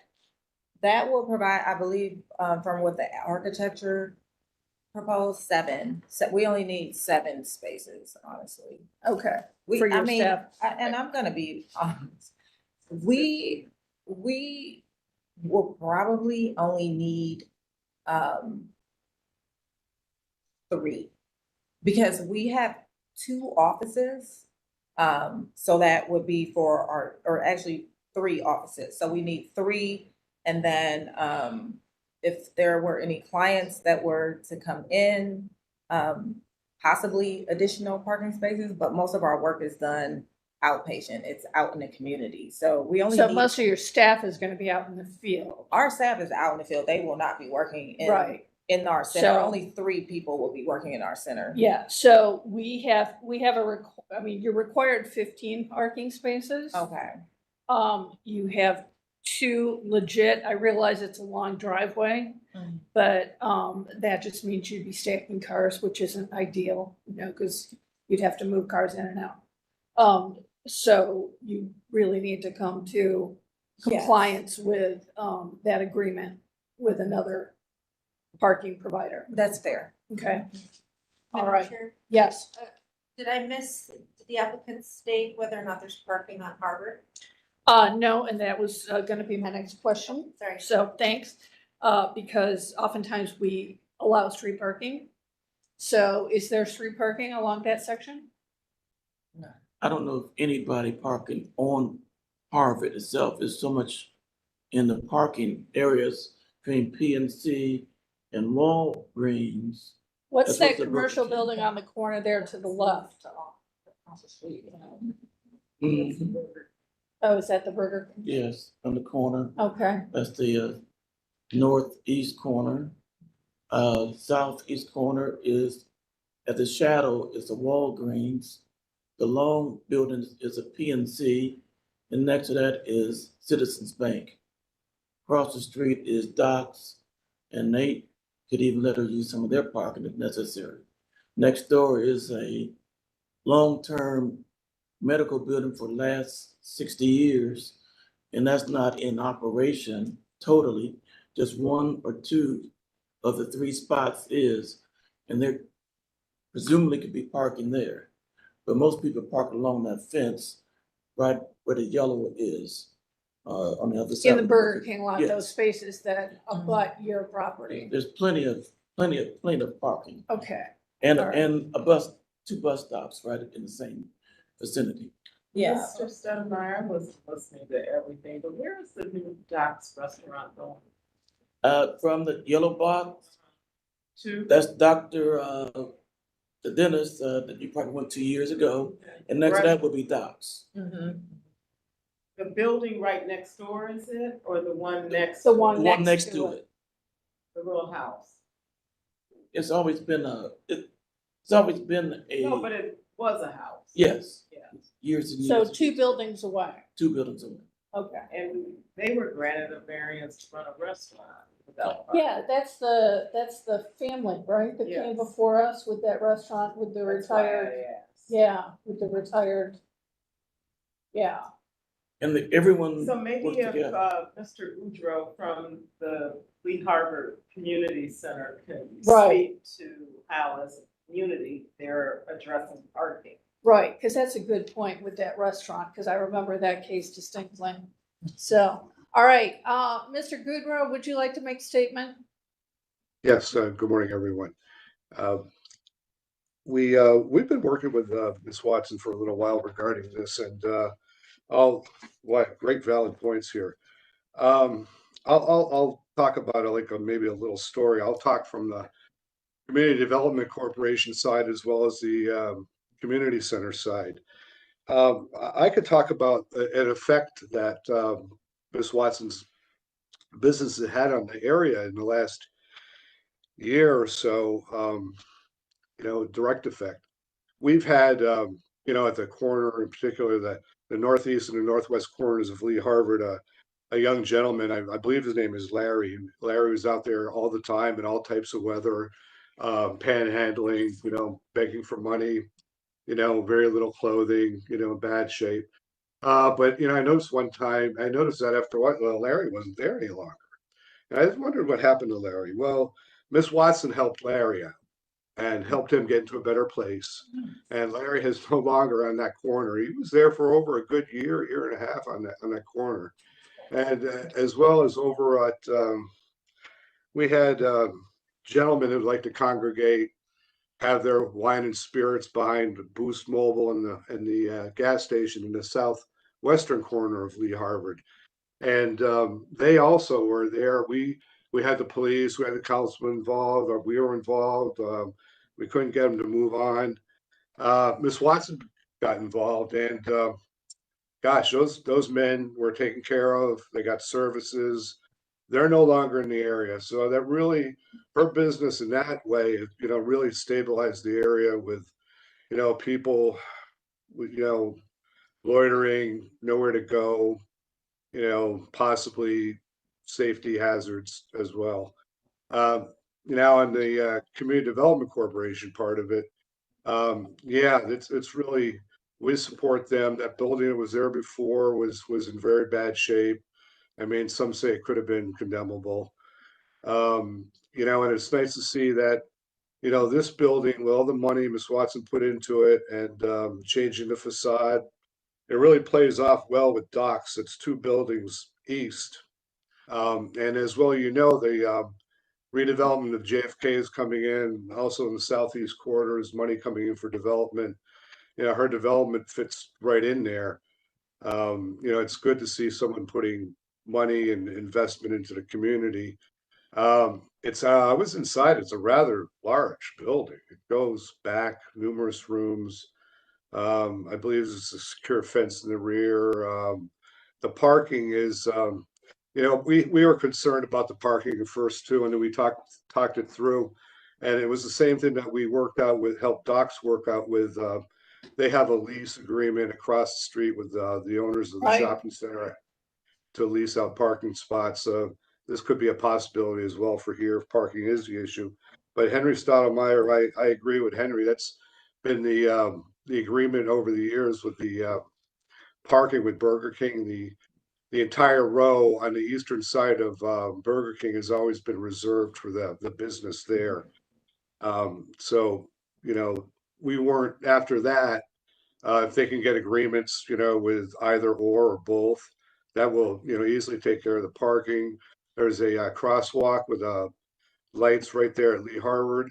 And as well, most of their patrons will be taking mass transit, which is right there at Lee Harvard as well. We support their effort. Councilman Jones, we had a meeting with Councilman Jones. I can't speak for him, but he has stated that he is supportive of this effort as well, and as well as our executive director, Elaine Goldstein. Great. So as I mentioned, we would, if we approve this, it would be a condition to have some sort of lease agreement, written lease agreement on the parking. So maybe you could help facilitate that. And as Member Brown noted, we did have the case with Doc's Restaurant, which I remembered, but wasn't sure that that was the building. So let's see here. So thanks for that.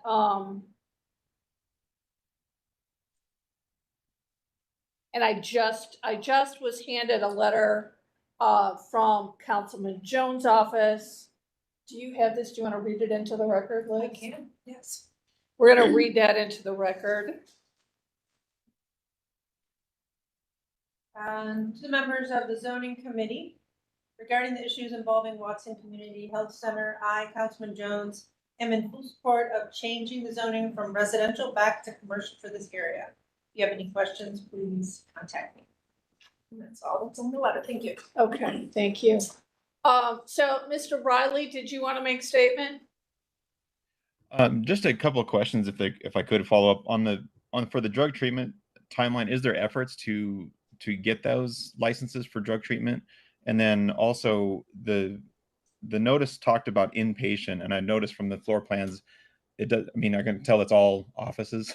So what Right. is the definition of inpatient in this appeal? Okay, so if I can speak, Yeah, go ahead and So- address that. okay, so provider 84 is what we are proposing. That is not including drug treatment at all. Provider 95 is a future proposal in the next couple of years if our plan executes well to service the community, Lee Harbor community and surrounding communities. We would like to possibly convert to a provider 95 in the near future, but that is not what we're proposing at this time. The rooms in our facility, we have about 10 rooms and 2 of them are occupied for our counselor and for myself as a CEO. We have a front office that is our reception area. All of the other rooms are not being occupied. It's really a lot of space that is not being used. So that is why it was proposed to be a day treatment center, because it's so many rooms in there. And eventually, if we wanted to hire a psychiatrist, even myself being in the medical field as a family nurse practitioner, I do have the license to provide medication. But again, at this time, we will not be utilizing that service at all. Great. Does that answer your question, Mr. Riley? I think so. So there would never, I guess I need clarification. So the inpatient, it would never be for residential. It would just be for temporary, for either, even if you did go for the drug treatment license, it would just be for treatment of, and not for residential, people staying there. It'd still be mostly an office, and then the inpatient would be just for treatment. It would be for treatment, if they require detox, I don't want to go down this rabbit hole, but Right. yeah, we're not going to go there. Yeah. But if they require treatment, we would be able to provide medication. But again, we're not doing that at this time. Okay. So based on that statement, I hear that a motion could move forward to support this, but it would not allow residential treatment, meaning they couldn't live there. Correct. Okay. Okay. All right. Any other questions or comments from the board? We'll hear from city planning. Thank you, Madam Chair, City Bay, zoning planner and city planning. I agree with what we heard already was very good. Sounds like you have a good background, good history. Working in this field, it's good to hear that there's some type of support from the councilperson from the Community Development Corporation. I'll just add on a few comments. This address is located in a TOD zone, so in the near future, I believe it's February, March, parking minimums are going to be severely reduced. So that leaves, a lot of recommendation for approval from us as far as the parking is required. I guess something to consider would be bicycle parking for your property, for your workers, or something of that nature. I think it's also important to think about the future use, like, even though you're not proposing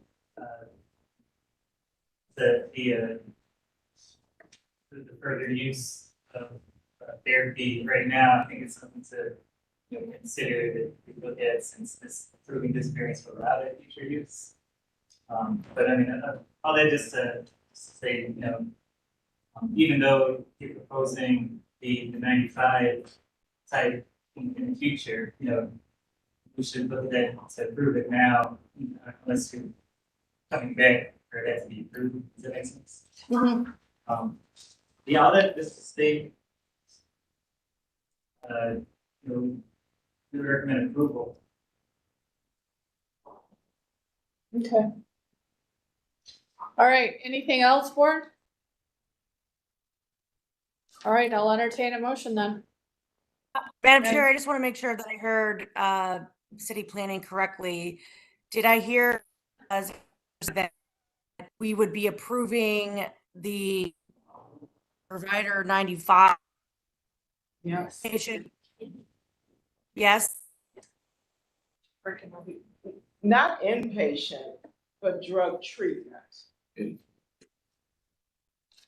Well, I think what he was saying, like for future, are you saying if we did wanna treat inpatient? I just wanna clarify if I'm hearing this. If you want to have people living on site or residing on site for treatment Yeah, as part of your 95. that would be the 95, In the yes. future. It would be SUD. And you would substance. be coming But does back. it have to be inpatient or can it just be substance outpatient? It can be substance outpatient, yes. it can Okay. be.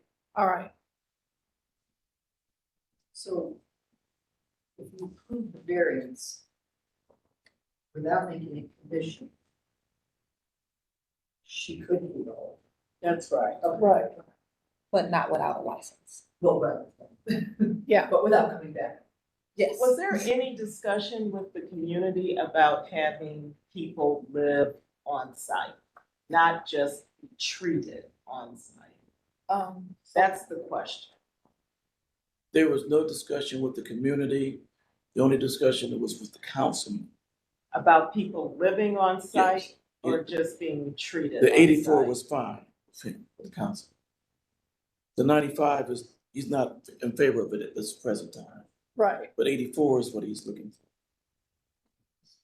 So I would move approval, Madam Chair, of calendar 23-207, authorizing use as a mental health facility and drug treatment facility for outpatient clients, meaning they could be serviced on site, but they would not live there, and that it would have no residential treatment at this time. They would not reside on site for treatment. That's right. Yeah. And if you get that license and you see that opportunity, they can come back for residential. Yeah, that's fair. Right. Okay. That'll be a condition. Absolutely. All right. Do you need a condition for parking? Right. We're still gonna, we're making a motion. The condition, as I said, is we'll still want a signed lease agreement for additional parking. To Mr. Bay's point from city planning, the zoning's gonna change because it's gonna shift to what we call TOD, which is transit-oriented design.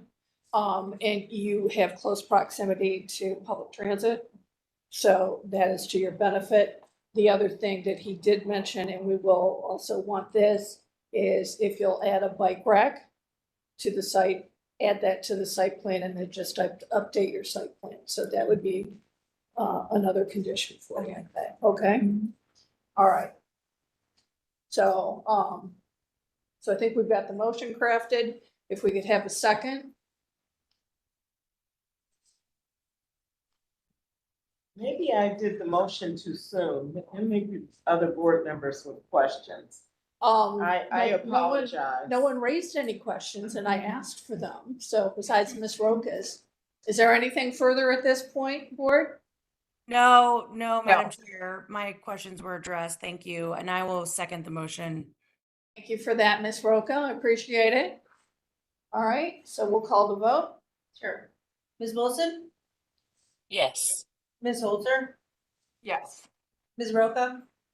Yes. Ms. Brown? Yes. Ms. Bates? Yes. Calendar number 23-207 is granted conditionally.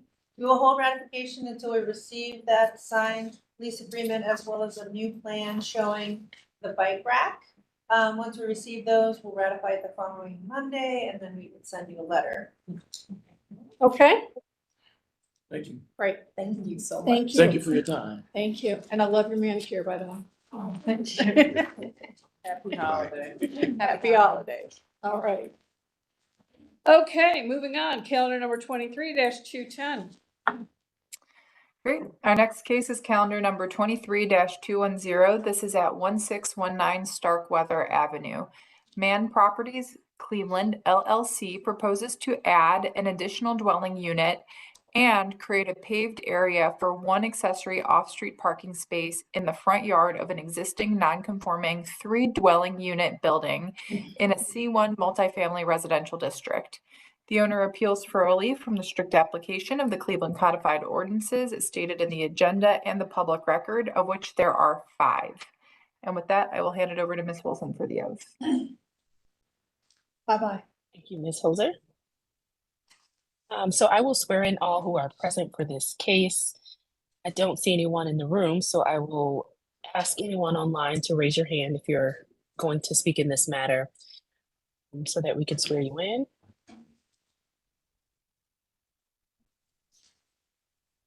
Oh, I see. Okay, perfect. I will start with you, Mr. Bickerstaff. Do you swear or affirm that the testimony you're about to give is the whole truth and nothing but the truth? Please raise your right hand, reply with I do, your name and your address. I do. Dan Bickerstaff, 3443 Lee Road, Shaker Heights, Ohio. Okay, thank you so much. Is there anyone else who wishes to speak for this matter? I do. Donna Gregonis with Tremont West Development Corporation, 2406 Professor Avenue is our address. Thank you. Thank you. Anyone else? Michael All right. Nance, the owner. Okay. I will have you reply with I do and your address, please. I do. 2437 Tremont Ave, number 1, Cleveland, Ohio, 44113. Okay. All right, looks like we've gotten everyone who had their hand raised. Is there anyone else? All right, back to you, Madam Chair. Thank you. Michael, could you spell your last name for the court reporter, please? Yes, ma'am. That's Nance. N is in Nancy, A is in Apple, N is in Nancy, C-E. Great, thank you so much. All right, we'll go to history of the property. Thank you, Madam Chair. There's been no change in the zoning since 1929. We didn't find anything in our Records Administration Office for this address. There are no variances on file. And in the more recent history, we see that there have been, since 2004, there have been violation notices issued to the property, several complaints mainly about exterior maintenance. And starting in 2014 and extending into 28. And that's all that I have. So they started in 2014? 2004. We see that there are- 2004 to 2018. All right. No board ups? No, I did not see any board ups or condemnations. Okay, great. Legal standard, please. Madam Chair, members of the board, appellant is requesting a use variance and an area variance from the parking requirements of the zoning code. To obtain a use variance, appellant must approve the denying the request that results in an unnecessary hardship particular to the property, such that there will be no economically feasible use of the property without the variance, will deprive the opponent of substantial property rights, and then granting variance will not be contrary to the purpose and intent of the zoning code. To obtain the area variance, appellant must approve the denying the request will create practical difficulty not generally shared by other neighborhoods in the same district, will deprive the opponent of substantial property rights, and then granting variance not contrary to the purpose and intent of the zoning code.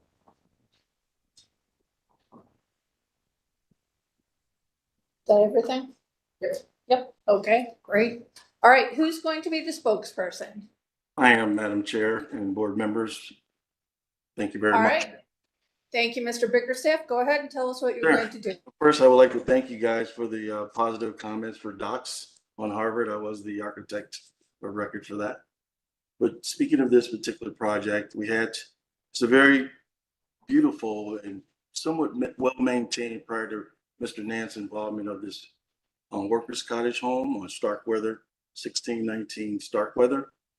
And what we chose to do is increase the investment by creating 4 separate dwelling units for rental property purposes. And the issue that we have exclusively pertains to the parking limitations and requirements. So if we could stop at this plan here. And also, Ms. Kukla, I believe you might have received an email with street views illustrating neighboring structures in their parking scenarios. So this is not an unprecedented approach. Actually, in one of the photographs, you can see existing masonry right at the front apron. As presently and historically, there were no garages, obviously, in the front of the property, but cars were allowed to park in the tree lawn area. And once Ms. Cooper pulls that image up, we can see that. So what we're seeking to do is just reinstate the existing apron and expand it somewhat while also including an additional parking space within the property to accommodate the zoning code requirements for one parking space per dwelling unit. It's pretty straightforward request. Again, it's not an unprecedented approach to what's there now. Obviously, I'm not sure of the neighboring properties and their legal status with the variances, but there is parking in that front of the structure on the tree lawn. I do have that image if you would like for me to pull it up. I can share my screen pretty quickly. Madam Chair, I just sent that over to Mr. Bay. We did just receive those at like 10:50 something this morning. Okay, all right. Have you got those in the system?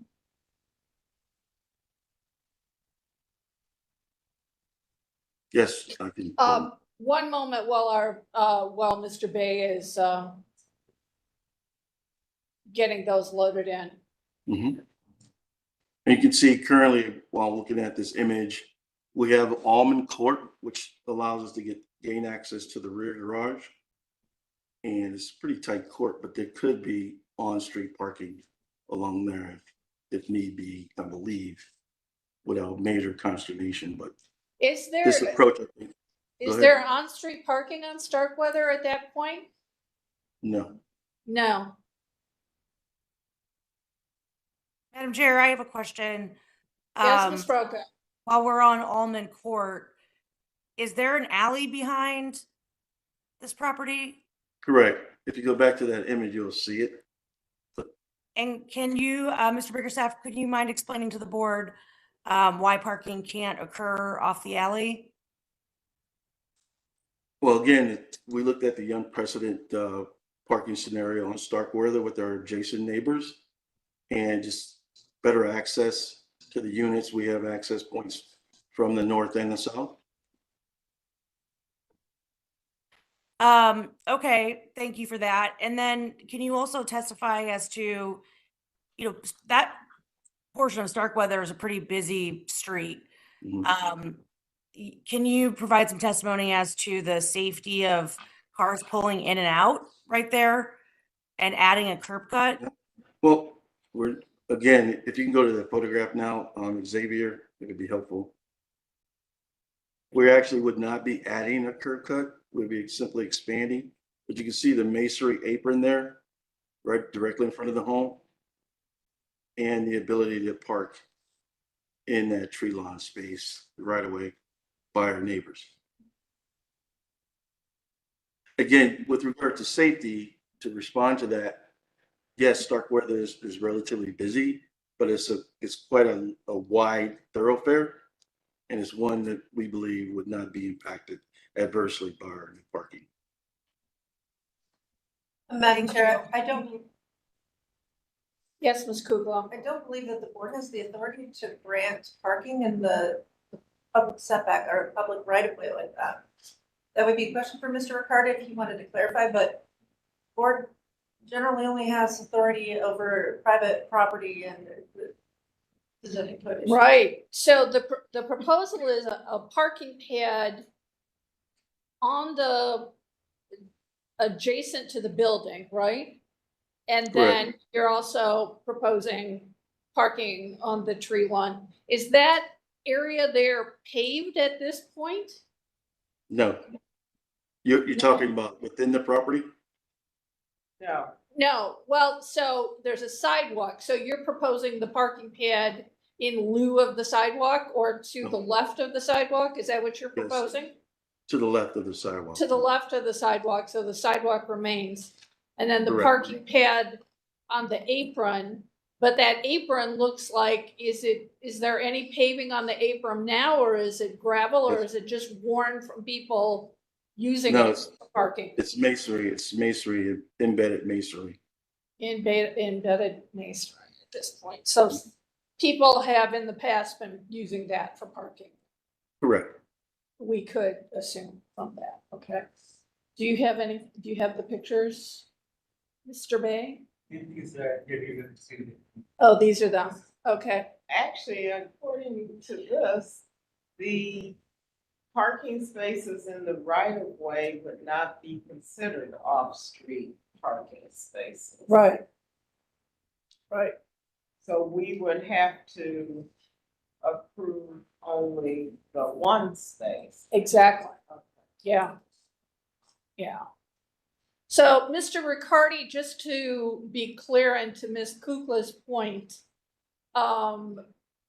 the parking spaces proposed that would fall within the tree lawn area, Ms. Kukla is stating that that is not within our purview to approve.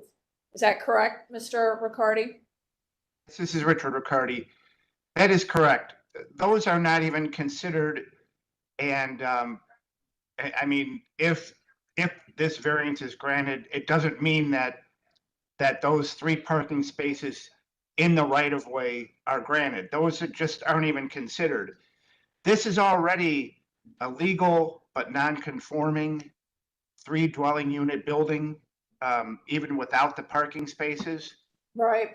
So what's proposed is adding 1 dwelling unit, so 1 parking space is required. So really, the only thing you're examining today is or you're considering today is the 1 spot in the front yard like that.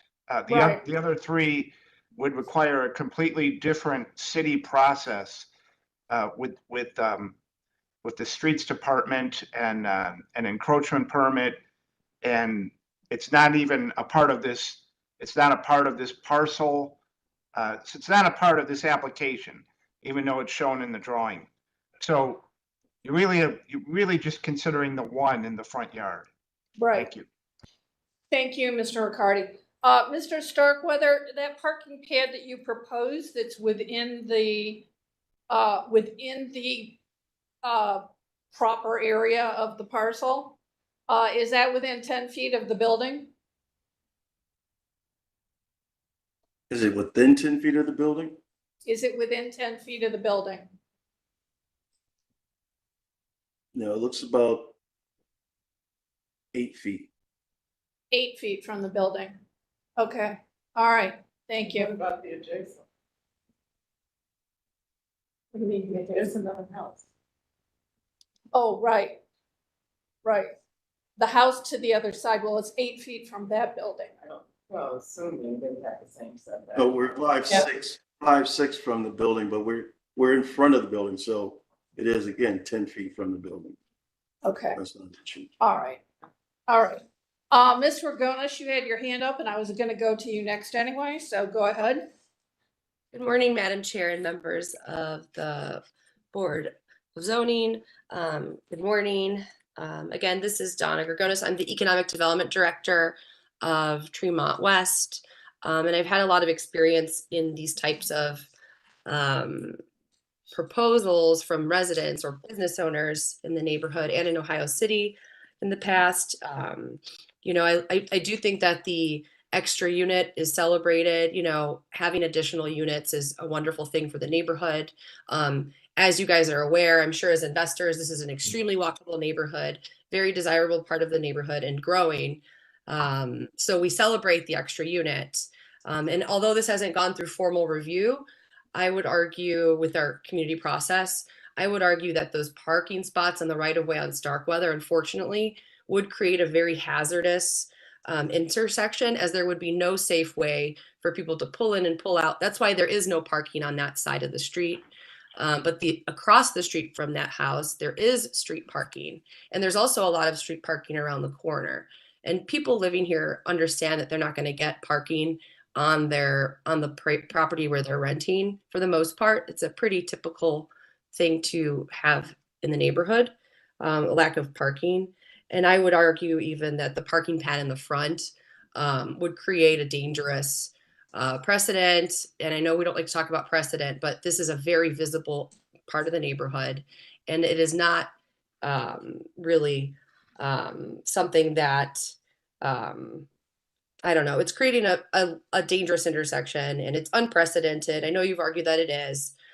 People do illegally park in their front yard, and no one, we don't, as long as there's no issues, no one says anything to them, at least from our office.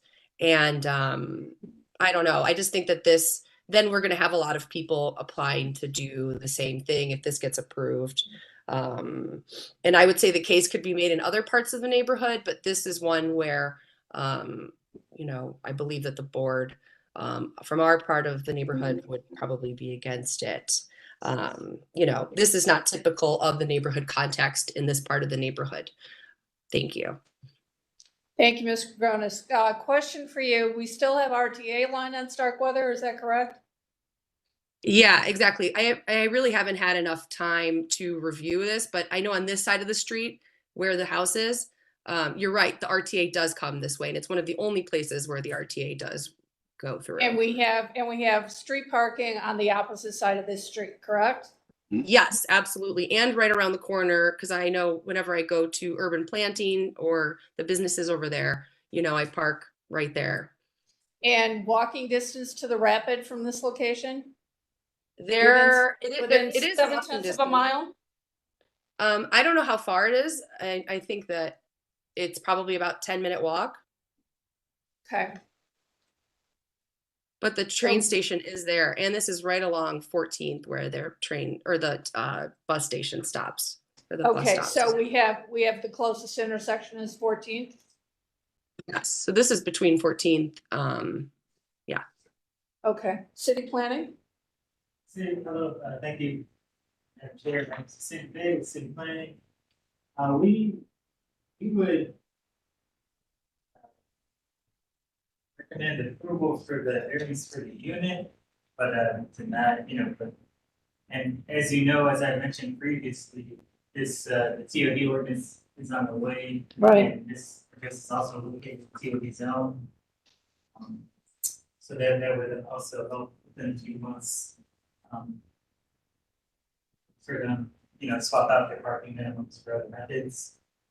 Yeah, we would disagree with their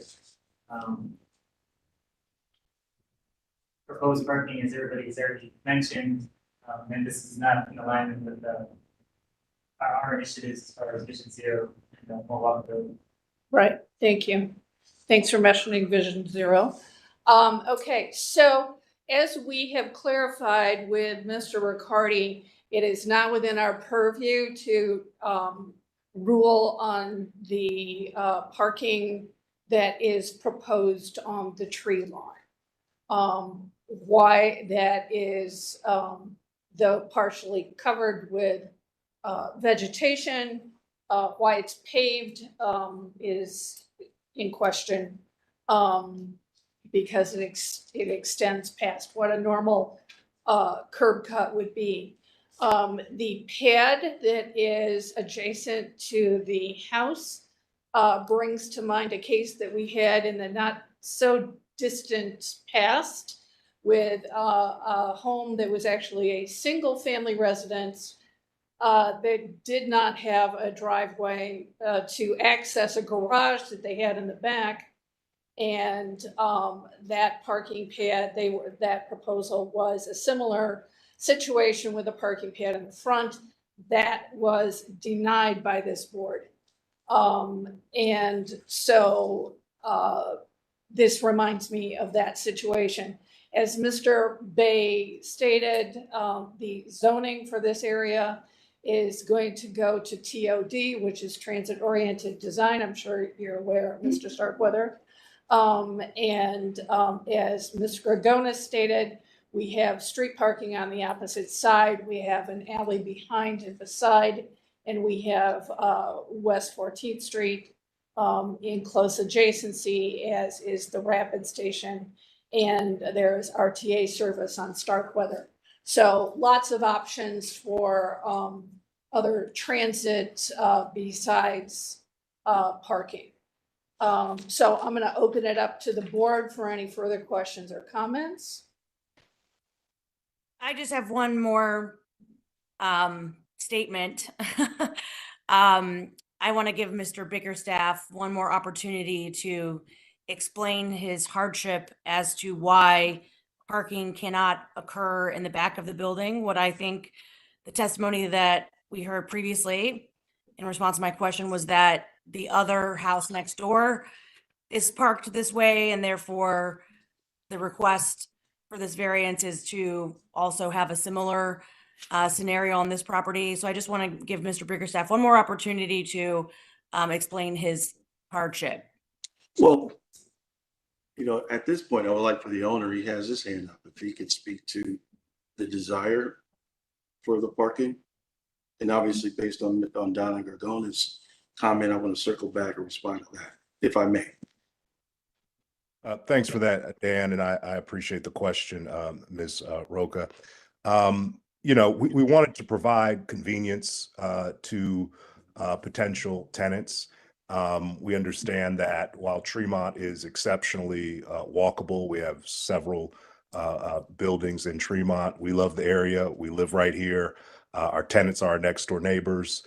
We wanted to offer that. To answer your question directly, though, to call it a hardship is a bit of an overstatement, if we're being honest. I think what we care most about is being able to offer a 4-unit dwelling. And if that is a legal non-conforming with no parking in the apron, quite frankly, we're totally fine with that.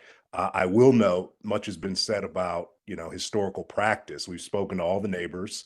All of them have told us that it was common practice, and that's why there's an apron there. Well, not why, but the apron was used to park. If you look at the picture that Mr. Bickerstaff pulled up, you could see the 2 next door neighbors to the right parking in their apron.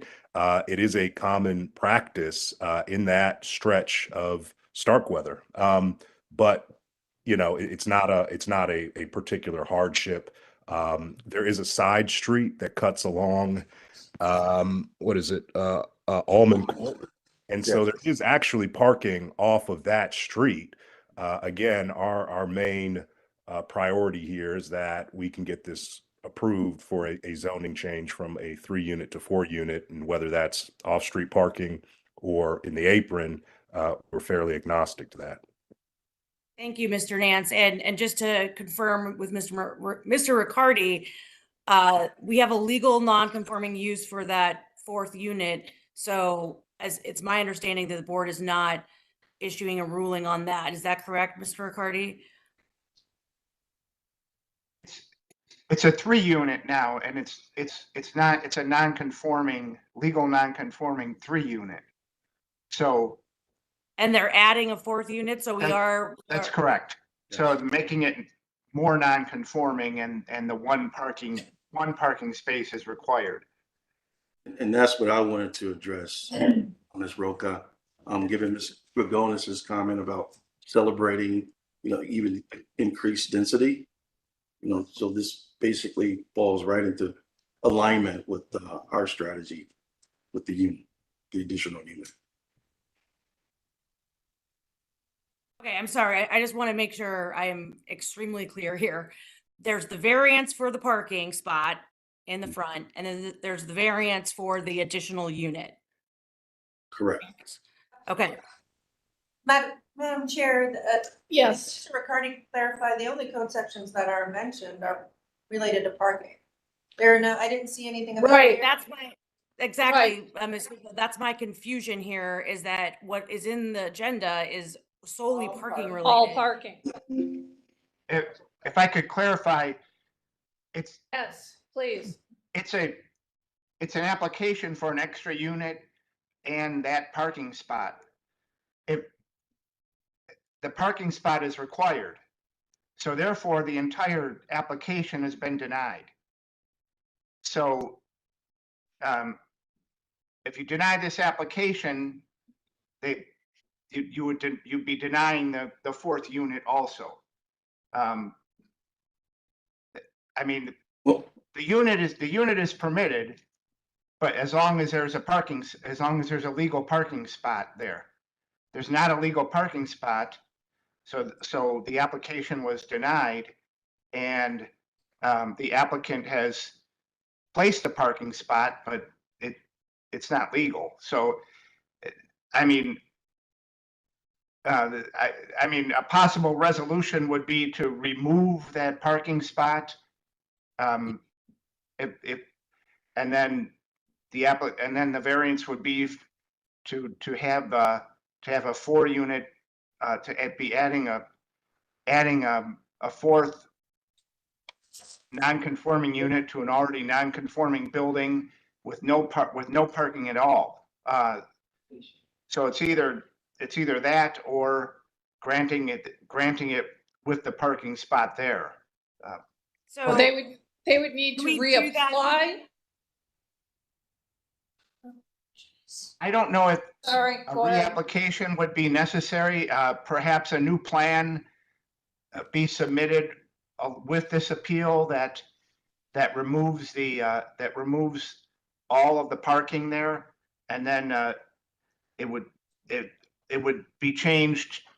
Well, number one would be if there was a new plan submitted that showed no parking at all, then the only variance that would be required would be number one.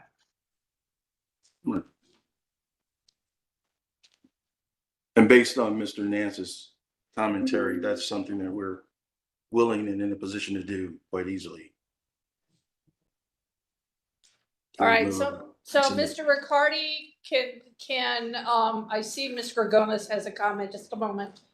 So Mr. Riccardi, can we make that conditional on this, or do we need to act on this and then have them reapply? I mean, in the past, you know, I know variances have been granted pending submission of a new plan, you know, that shows the condition that's placed on it. I mean, if you were so inclined to grant number one, and then you wouldn't vote on ratification until the new plan is submitted showing no cars parked at all, either on the right of way or in the front yard.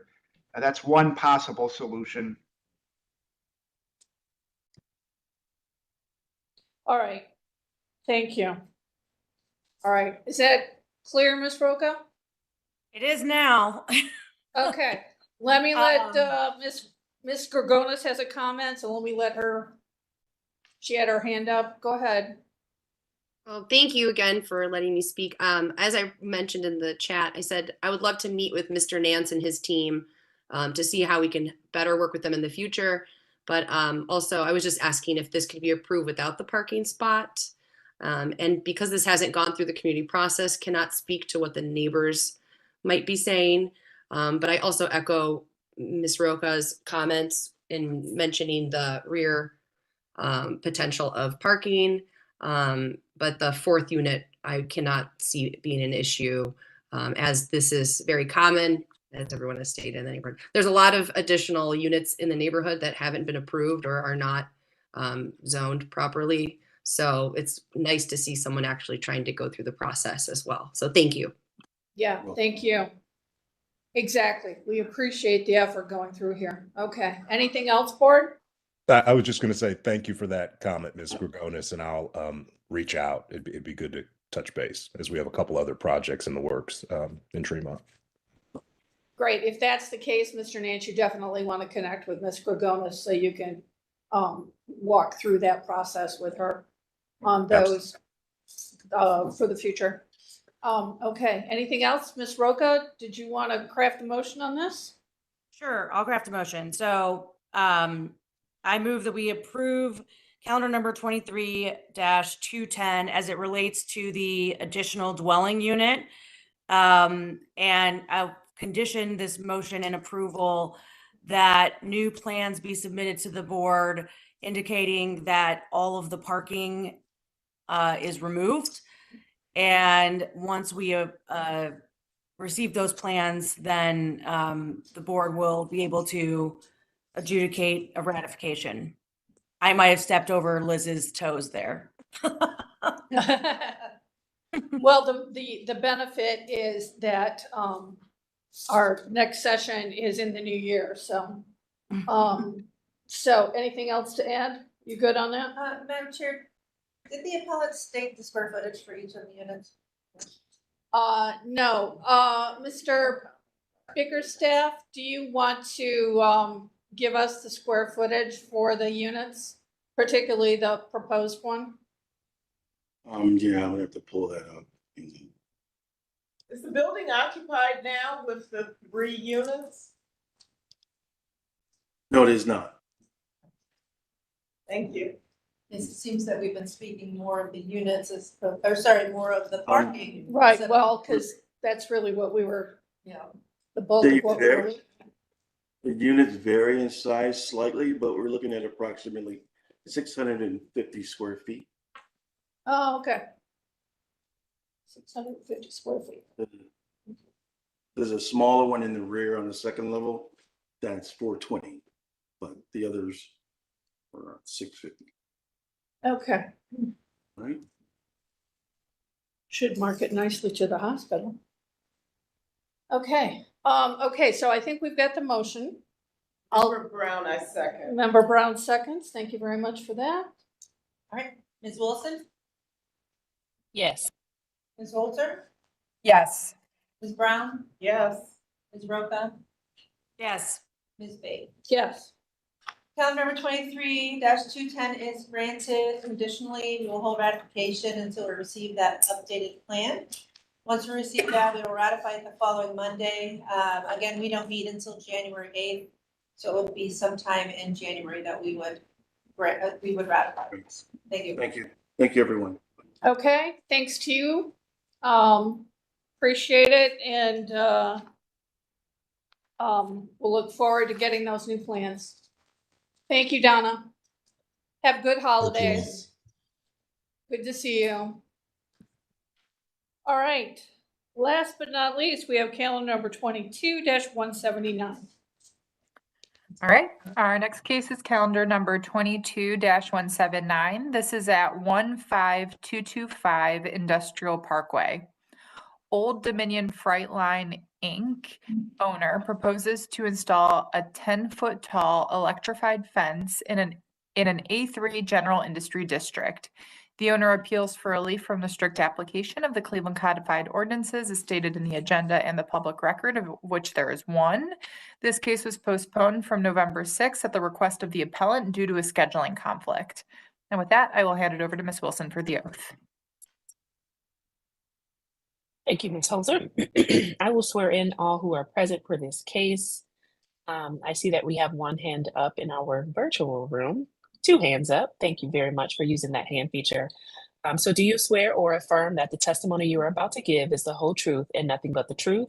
Please raise your right hand to reply with I do, your name and your address, and I will start with Austin.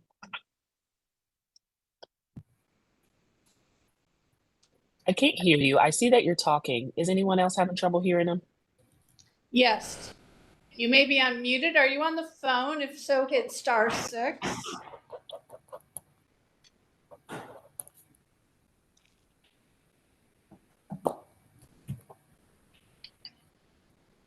Why don't we go on to Michael while he gets his sound together? Michael, do you swear or affirm that the testimony you're about to give is the whole truth and nothing but the truth?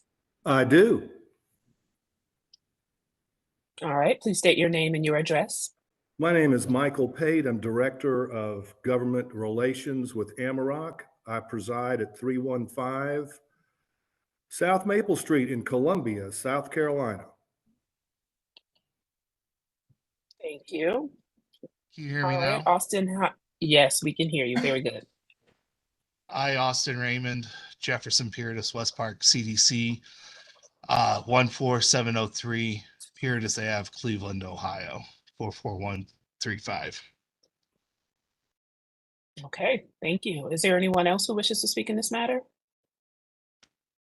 All right, back to you, Madam Chair. Okay, thank you very much. History, well, we think we've had history, haven't we? No, we have not had any testimony. Oh, we didn't take testimony. Okay, go ahead. There's been no change in the zoning since 1929.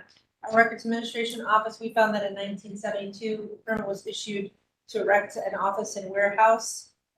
Also in that year, a permit was issued to erect a truck maintenance building, a guard house, a scale house, as well as hard surface parking area. And in 1973, a permit was issued to erect a chain link fence with gates. And then in more recent history, Madam Chair, we see that there were many mechanical permits issued to the property. And I believe that's all that I have that's relevant. And what year was all the initial work done? 1972. 1972. Okay, great. Legal standard, please?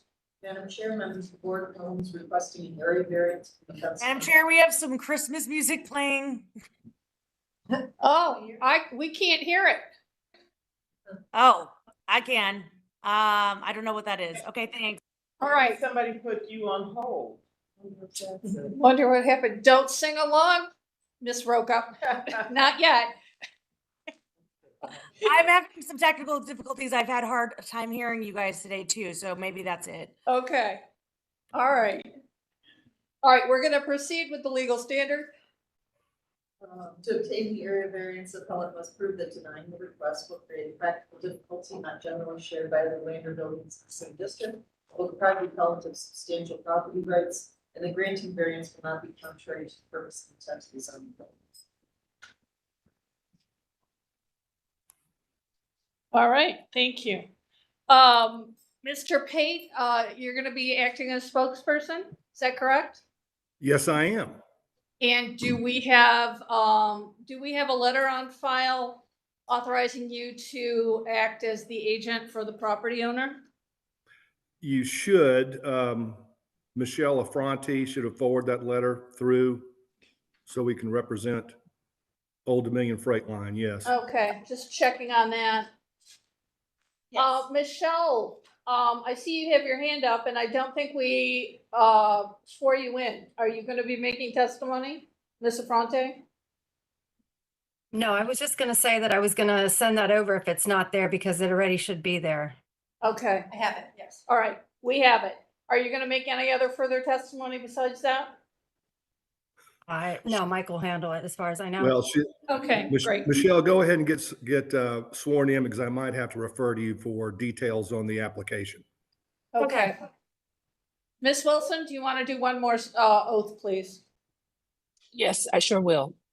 Do you swear or affirm that the testimony you are going to give in this case is the truth and the whole truth? Yes, I do. Right, and state your name and your address, please. Michelle Affronti, 550 Assembly Street, Columbia, South Carolina, 29201. Okay, and I'll have you spell your last name for the record, please.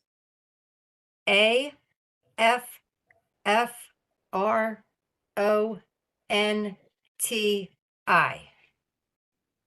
Okay, very good. Back to you, Madam Chair. Thank you so much. Thanks, Ms. Wilson. Thanks, Ms. Affronti. Okay, Mr. Pate, go ahead. We're applying here for the height of the device. We actually have a battery-powered security system on this property. It's been there for 18 years. We actually went in and had to take a section down for an expansion on this site for a redirect, and we put it back up. And when we put it back up, we were told we needed to come in for a variance on the height being we are 2 feet taller than the existing perimeter fence. And it's pretty simple why we have to be that way. If we're the same height as the existing fence, burglars would just stand on the existing fence and drop in. We push it up another 2 feet. Thusly, no one's jumping over 10 feet trying to land on a hard concrete surface. So we basically protect this site from break-ins. Husband Police Resources, the police have not been to this site for years and years and years because our device protects this particular site. So we're looking for the height adjustment in this variance. We have done this a myriad of occasions in Cleveland and have been approved every time, and we would ask that the board approve us at this time. Any questions? I'd be glad to answer them. We've had a number of these electrified fences lately, so you are out and about in the city, that is for sure. Not me personally, but my guys. Right, right. So, walk us through the technical aspect of this. The usual questions are the voltage, the distance between the regular fence and the electrified fence, and how that area is cared for in terms of landscaping, any gating specifics, and is there barbed wire on the top and what type is it? Those sorts of things. We'll go straight to the barbed wire. We do not install or even want barbed wire up. It usually, if the wind blows, it can usually affect the device itself. Basically, this is how it works. It works with a 12-volt gel battery, just like the battery in your car or your truck or your boat. We take that 12 volts and we amplify it with an energizer. That amplification takes 1.1 seconds to get us up to 7,000 to 9,000 volts. Once that energizer is amplified, mechanically, it cannot hold that energy any longer, and it releases it down the interior, the second line, back to an alarm panel. We're looking for a nice clean return. If we don't get it, we set the alarm off audibly on the site and silently back to our call central, and we go through a call list. So let's say Michelle Affronti is number one on my call list. We will call her at 2 o'clock in the morning and tell her where the break-in is. We can measure these break-ins to about 10 feet. She can pull up a camera of that particular fence line and say, hey, we just had a big snowstorm, knocked over a tree on the corner, took everything down. Let's button it up and go back to bed. Or I got 5 guys in a flatbed truck, cut a hole in my fence. They're robbing me blind. Please call the local police department. That is called a verified alarm. Verified alarms are what police want. They want to know where to go, what to expect, how many suspects may be there, et cetera, et cetera, et cetera. That's how the device works. A little more sophisticated than you would think, being an amplifier and a 12-volt battery, but that's basically how it works. And the distance between the two fences and the landscaping care, please. The distance between the two is dictated by the standards that we operate under. It's between 4 and 8 inches. It's actually, the standard is actually measured with metrics. So it's 100 to 200 millimeters. Landscaping is the result of how the perimeter barrier and fence are put in. So the perimeter barrier and fence dictate what the landscaping is. I just simply go behind it. All right. Okay, Mr. Raymond from the CDC, if you'd like to make comment. Yes, please. Thank you. So I've been going back and forth with the council person, and we're not in support of it because there's nothing else like it in the industrial park. They already have a barbed wire fence around the entire property that's 8 foot, and it looks institutional. There's no there's hardly any landscaping around the front of it. And majority of the time we like to meet the contractor on site for this. So. Okay, so Councilman Casey is not in support and you are passing that information along to us. This case was postponed from November 6th due to a scheduling conflict. So Mr. Pate, you have not had any communication with the council person on this? Madam Chair, we have tried numerous times to contact the council person and Mr. Raymond here, and they've basically been ghosted on all of our calls. I would say that if the council person does not show up to testify, his testimony cannot be run through Mr. Raymond. It's either he's here or he's not. It's basically hearsay unless he has a verified document that tells us that the council person does not support this action. Well, unfortunately, Mr. Pate, very oftentimes we have counsel absent and they send a proxy on their behalf. So do we have any communication directly from the councilman's office? I do not believe that we do. No, it would have been. No, we don't have anything yet. Okay. All right. Any questions or comments from the board at this point?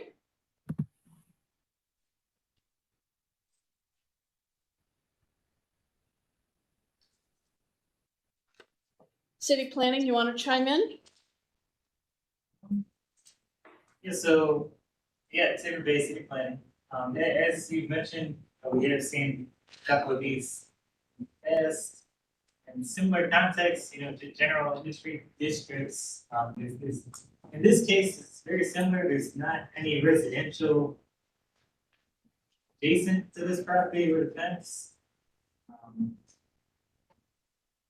And we don't really see any application that this electronic fence would have with other Walker buyers of this property.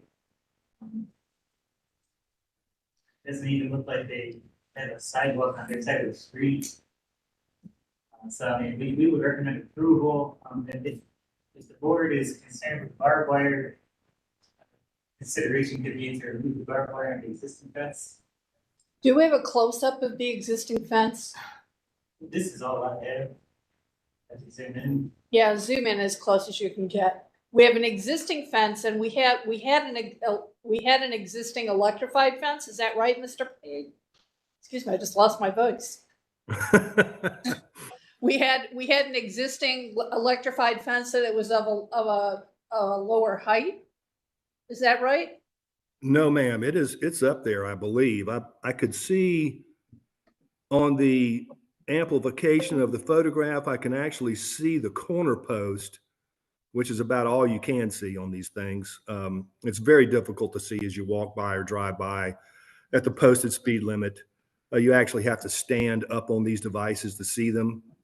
But I believe, and I could be wrong here, so I will defer to Michelle, but I think it's already up there. It's up there, it's been up there, and it's been up at the height that it's been. It has not changed in the 18 years since it's been 18 years installed, it's been almost there. 19. So for 18 years, we've had an electrified fence At what height? at 10 feet. Okay. 10 feet. Same as what it is currently. We just had to replace portions of it as they did some work on their property.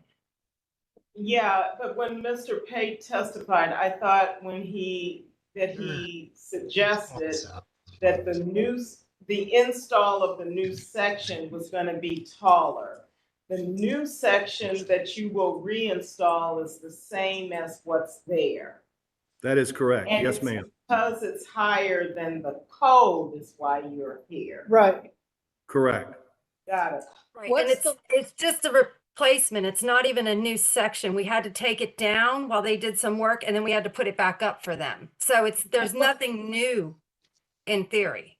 And what's the linear footage of the section that's being replaced?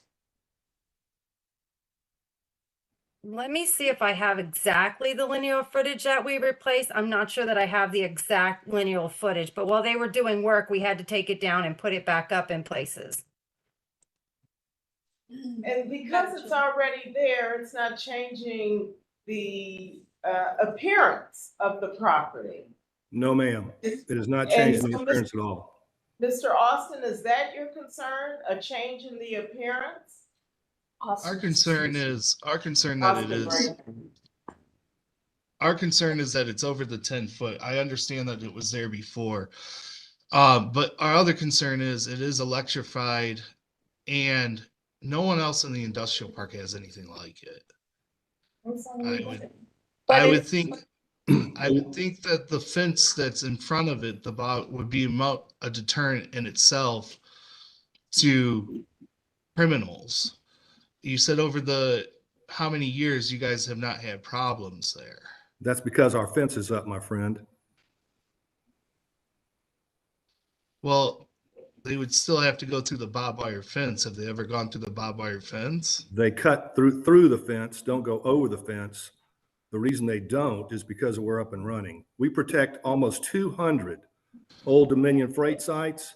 And the reason they use us is because we stop crime cold. So the police can go off and do their business some other place instead of worrying about a burglary. Okay. 1 second here. Okay. Is that total though? Madam Chair, while you're reviewing that, I have an additional question for Mr. Pate. I don't know that we've exactly heard what happens on this property. I mean, I see there are tractor trailers and cars parked there. Yes. Are they full of things? I mean, what is the, Yes, what this is, Madam Roca, this is basically a freight yard. So Old Dominion Freight Line is the largest or one of the largest LTL freight carriers in the country. LTL is less than truckload. It's kind of industry terminology. So they basically pack these trucks, bring them to this distribution site, repack them so they can be delivered. So you can see the cross dock right there in that photo that's up on the right-hand side. Back in the back, that's the cross dock where they back all the trailers up, move all the product between the trailers, and they store them out on the yard, not only on this side, but also on the back side. And when they do that, they have the trailer doors facing back to the fence because they have to bring the tractor up to pick up the trailer itself. So the rig has to have the tongue out so they can pick it up. So they really can't see what's going on the fence line with the trailer doors facing that way. It's just a standard security procedure for these types of businesses. And like I was telling Mr. Raymond, we stop crime cold. There's very little or no crime on these sites. And the reason it hasn't been there for 18 years is because our product has been there installed and doing its job. Thank you for that. And so the concern is that someone might break in or get through the fence as it stands today and, take product or damage the trailers in some way. That's your concern. That is the business's concern, correct? Okay, thank you. Did Mr. Fronte come up with the linear feet for the section that was being replaced? I don't have the lineal feet that was replaced because when we spoke with the inspector about it, we had to apply for a permit. So we applied for the permit for the entire system because he wanted a permit for the entire system. Right, so what I have on the document that Ms. Kukla has given me is 2,846 linear feet, but I'm guessing that's the entirety? Yes, of the ma'am, that's the project? entire, yes. Yes. So, are your fences installed at 8-foot increments between the posts? No, ma'am. They're installed. You're talking about the distance between the posts? Yeah, Okay, we basically have corner posts because these are tensioned wires. So Okay. approximately every 30 feet or so, we will have a guide post, which is fiberglass, non-conductive, that actually hold everything up. The okay. corner post is the one that's sunk in the ground 5 feet for the tension purposes. Okay, I'm just trying to see if we could figure out some estimate of how much we're actually talking about that was removed and needs to be replaced. Yeah, well, As a- we've already as a- put it back up. It does not need to be replaced. It has already been replaced. Okay, And upon So- replacement, there was an inspection out there and we were told we needed a permit for the height on that spot. okay, so that's what triggered it. Yes, So, ma'am. So this is not permission, this is really forgiveness. Well, for height, yes, for height. Yeah, right. Okay. Was there a permit issued for this originally? Do we have the answer to that question, Liz? So Madam Chair, it was hard for me to, I couldn't get any details from our system. She stated it was 18 years. I didn't see a permit, what would be 2005. I don't see one. And then there's one in 2005 for a complaint that was closed. And then there is something in 1998, but that was a mechanical permit. Yeah, I don't see any. So it sounds like there was nothing triggered when it was erected. I mean, there was no variance at the time, there was no permit. Not that I see in the system. Sweeney special. Okay. But Mr. Pate, we have no idea how much footage was actually replaced, right? As like I a cannot, percentage I to the cannot tell you whole? that, I cannot tell you that at this time, Madam Chairman. Okay, all right. Any other questions, board?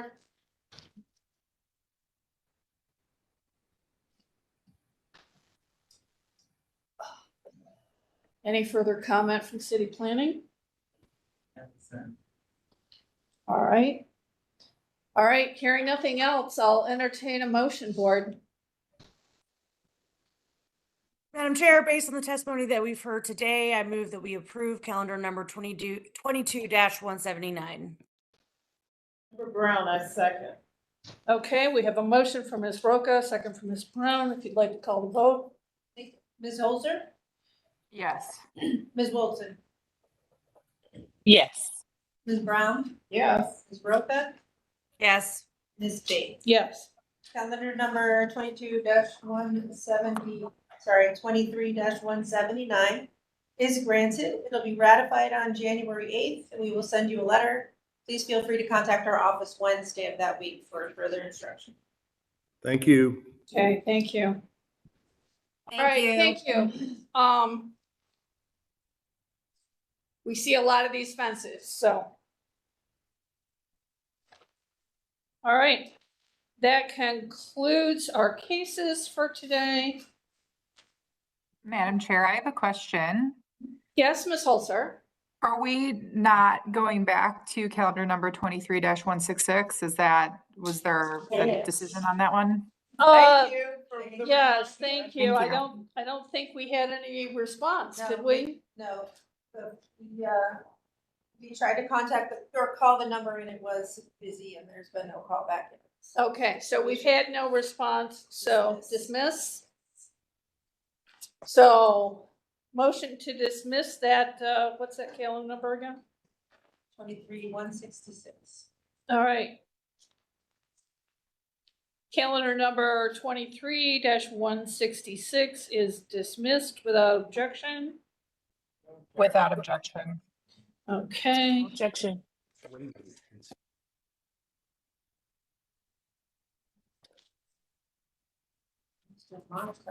All right. Thank you for that question, Ms. Pulsar. We'll move on to old business. We have 2, 3, 4, 5, 6, and 7. 7 has a tilde after it, Ms. Kukla. We sent you the items for that. This is the West 117th Bank. This would be the mounding and the fencing that you asked Oh, for. yes, I replied to that. Yes. Yeah, we're good on that. Yes. And I had a suggestion if you wanted to pass that along to them. Yes, I will. Okay, all right, so we were good on calendar number, we were good on number 7. They submitted their new drawings, so we should be all, we're all current and fulfilled on that. So without objection on those? Without objection. Without objection. Thank you. Who do we have on screen that we haven't talked to? Yeah.